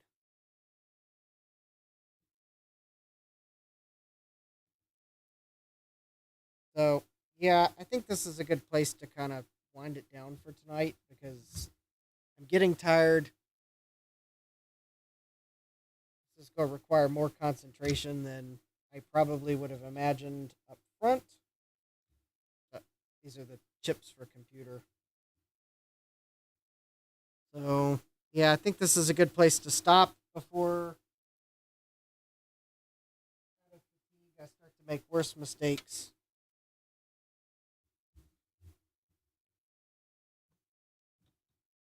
Because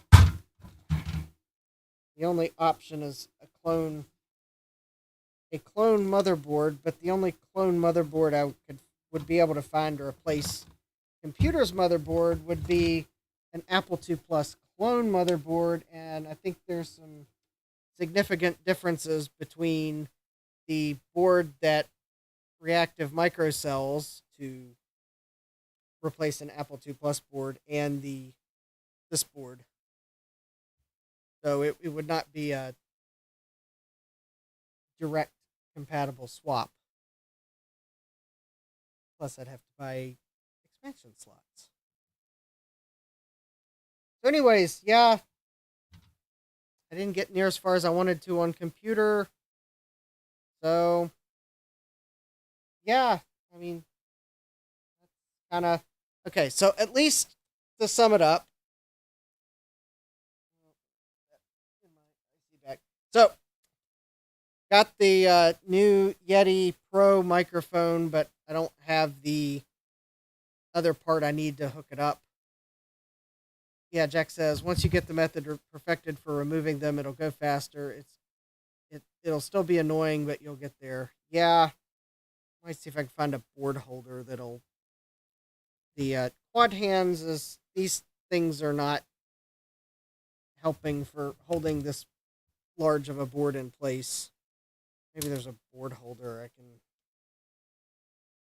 I don't know. Maybe I can find someone that's got a long enough board holder I can borrow.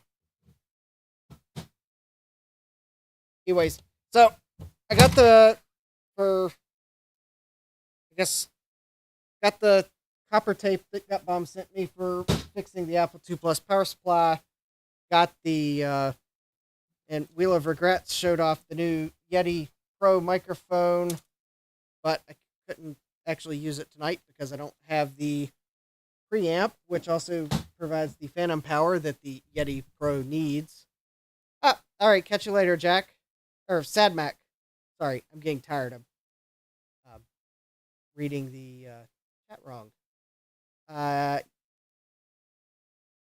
have a 3D printer that I need parts to finish putting it together because I tried to do an upgrade while putting it together the first time and failed miserably, and I have to order parts to fix my failed assembly. I should stop trying to upgrade things while I'm building it the first time.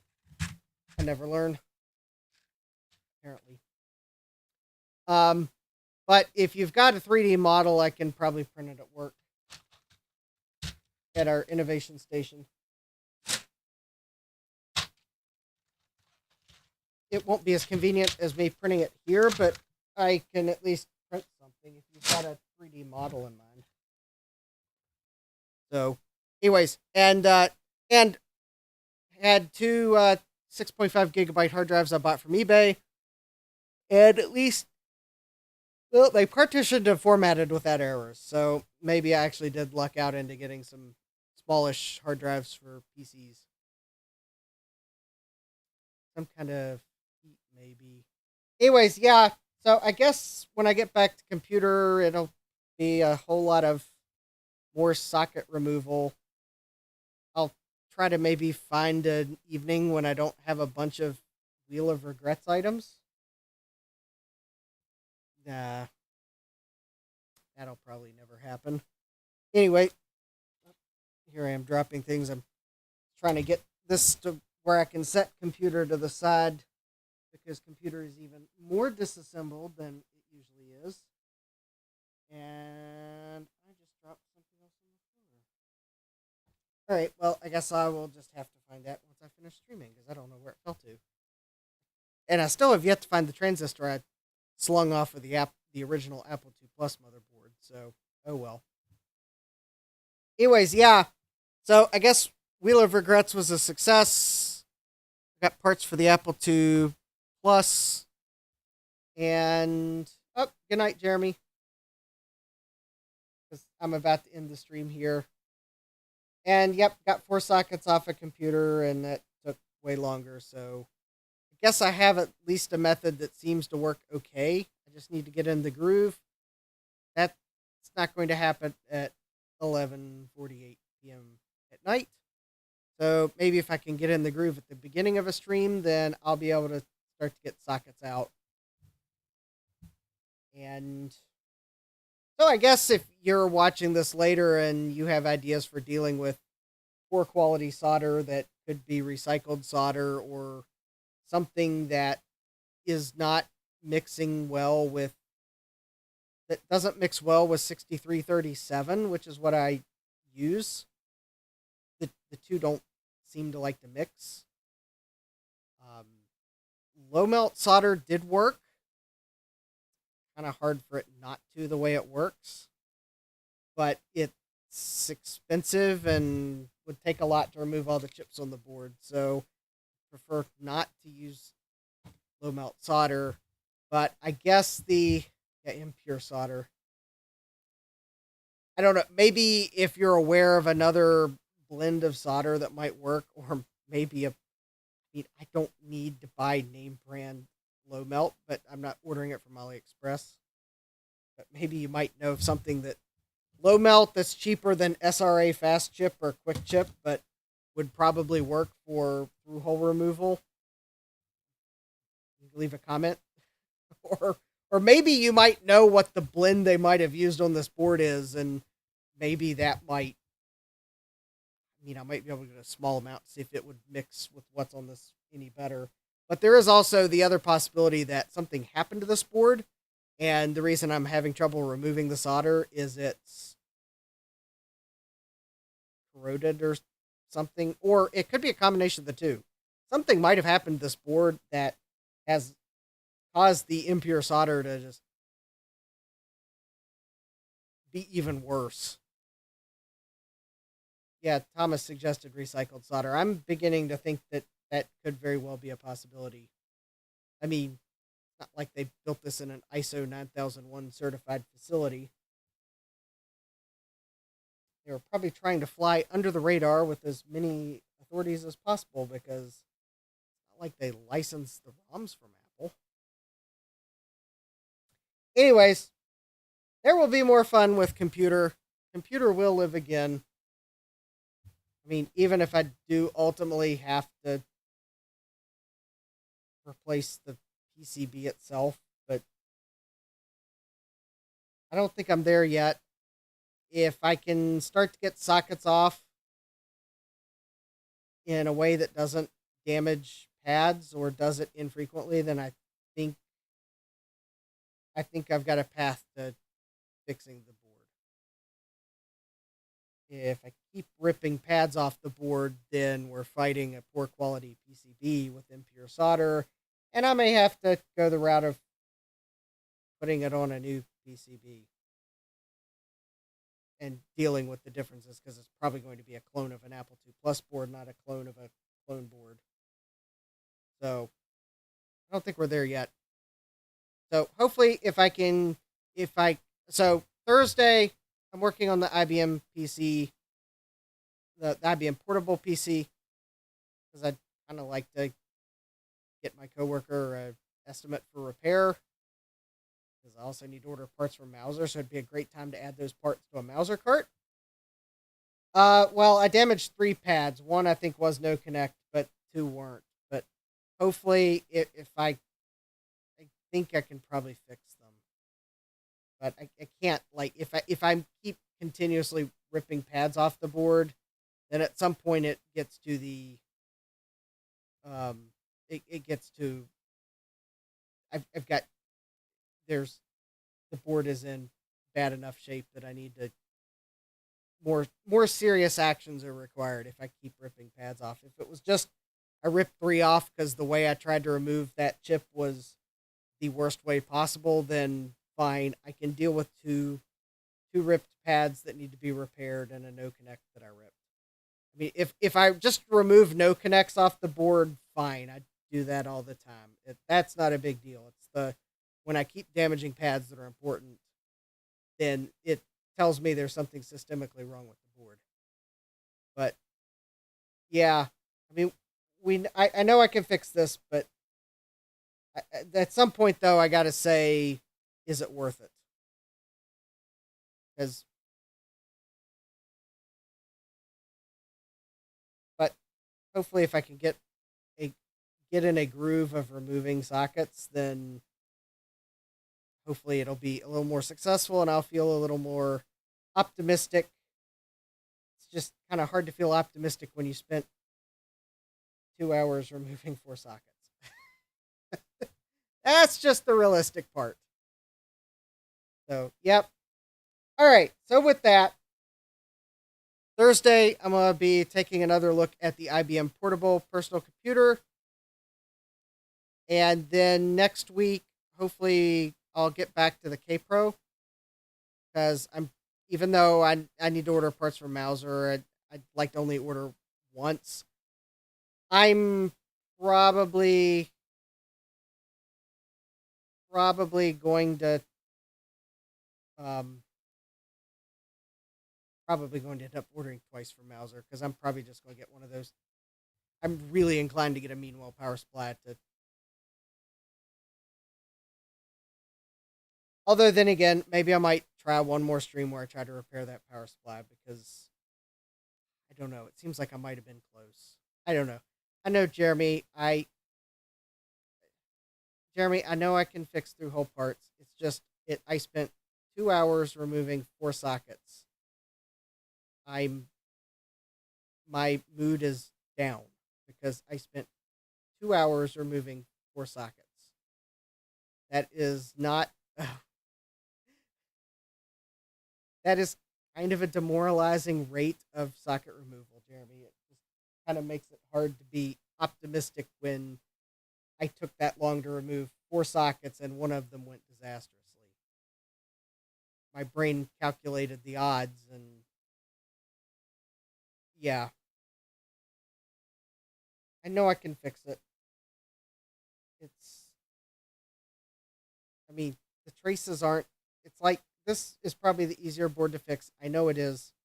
Traces aren't as close together as some boards I've tried to fix and failed at. Of course, granted, those were probably more surface mount fixes I had to do. Still, I don't like to have to do a lot of bodges because of broken pads. I know it's only a machine; it can be repaired or replaced. Well, it's computer, so computer can't simply be replaced. I have not seen another clone like computer. And before you say, but I see clones all the time on eBay. Well, show me one that has computer as the banner without modifying its ROMs. That's my criteria for I've not seen another one like computer. I know, I want it to be in as pristine condition as possible. I guess I kind of always want that for... I guess I've always had a thing that I like things to be pristine, and it has taken me a while to try to mentally change to fix things. Well, I guess computer's heart is in its ROMs, I guess. Yeah. It's taken me a while to get to the point where I can be okay with fixing things and it not look pristine, but I still like it to be as pristine as possible. Yeah, it's kind of hard to completely break that mentality. I mean, it's tough. I like things to look original.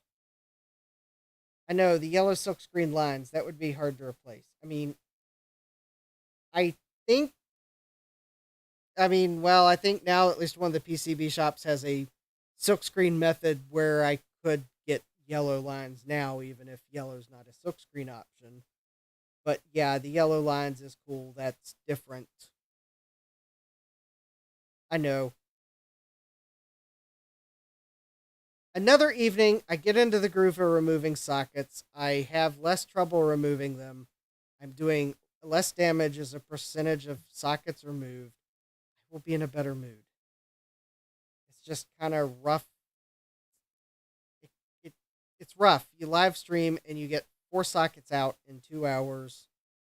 It's just a rough pace. And I know it takes me longer to do things on a live stream because I'm interacting with the chat. So I'm not at all feeling bad about that. But Jeremy says yellow silk screening is an option at PCBWay. Well, I'm not to the point. Well, first of all, I mean, it's I can't just. I mean, there's no one's made a clone of this particular board. Second of all, I don't have time to clone this particular board. Third of all, I don't.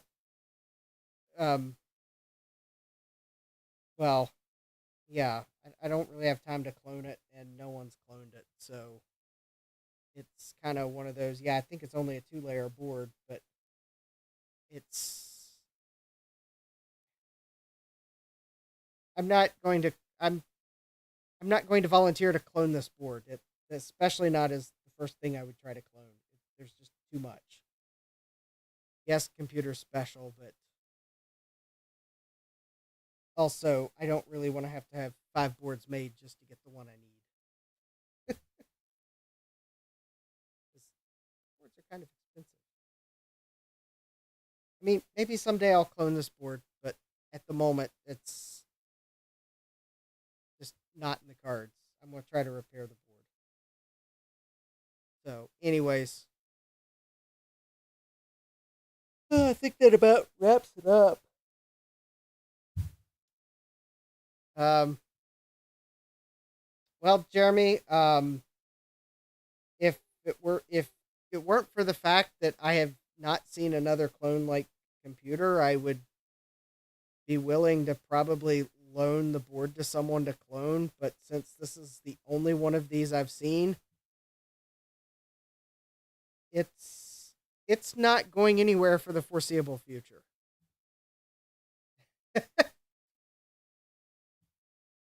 Uh, at the moment, it's not. I'm not going to ship it anywhere by any shipping service because it's the only one of these I've seen. I have not seen another MCA clone on eBay. I mean, not. I don't have a saved search for that, but I mean, I do occasionally look for Apple II stuff. Clones show up in those searches, and I have not seen a clone that looks like this computer.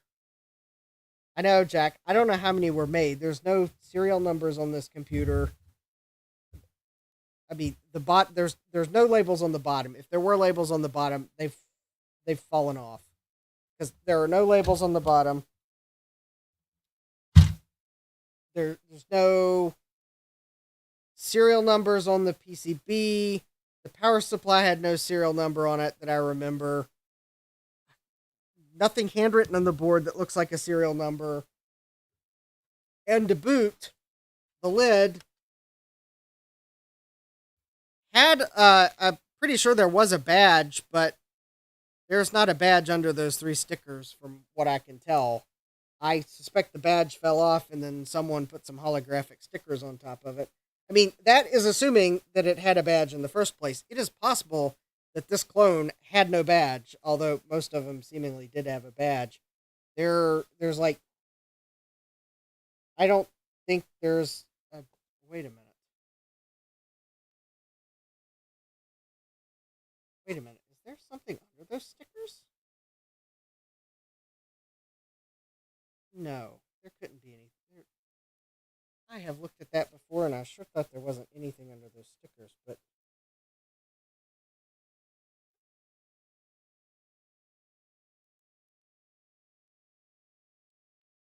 I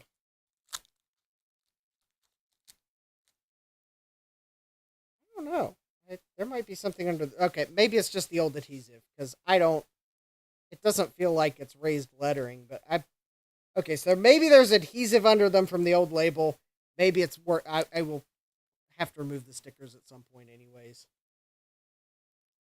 It would be cool if it's super rare, which would, if it is super rare though, then that's all the more important for me to try to not booger the board up.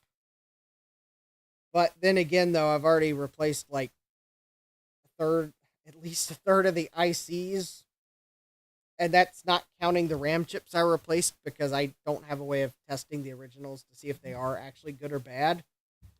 That was the only reason I replaced them was because the RAM I put in was 2/3 of it was known good, tested by someone else working RAM. The original RAM may work, so I've replaced at least 3 dozen ICs, probably a few more. And the thing is, though, they weren't with vintage chips. They were with what I had. Some of them were vintage and some of them were modern because, I mean, I had to use what I had. Yeah, this is becoming a ship at Theseus thing. I mean, the thing is, I got to replace the sockets. The original sockets are not savable. So I got to replace the sockets. I'd prefer not to replace the PCB because the PCB is cool.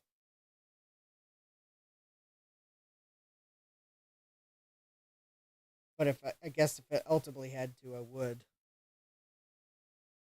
The original power supply.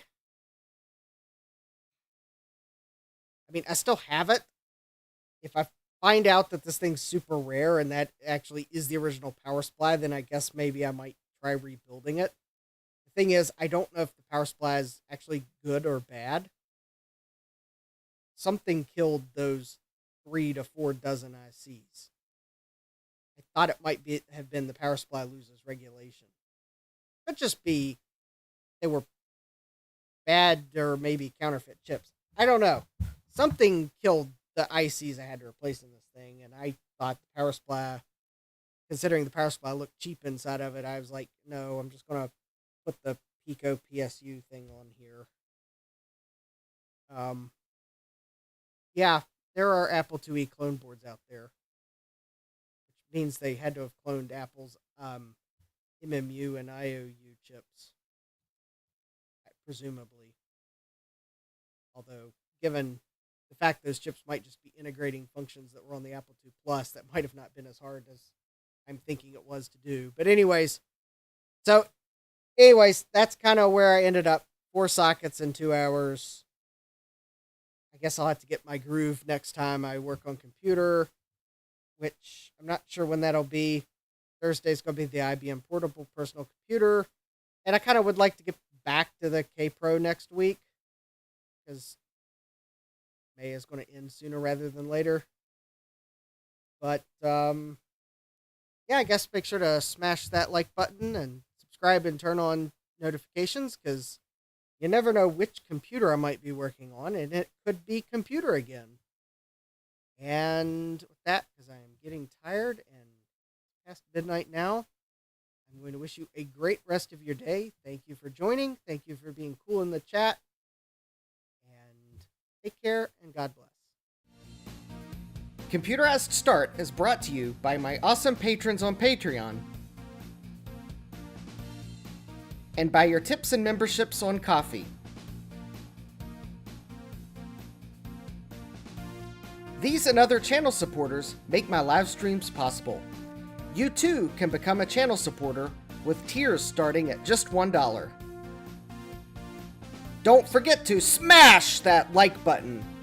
And if you've liked what you've seen, subscribe and turn on notifications so that you don't miss the next video or live stream.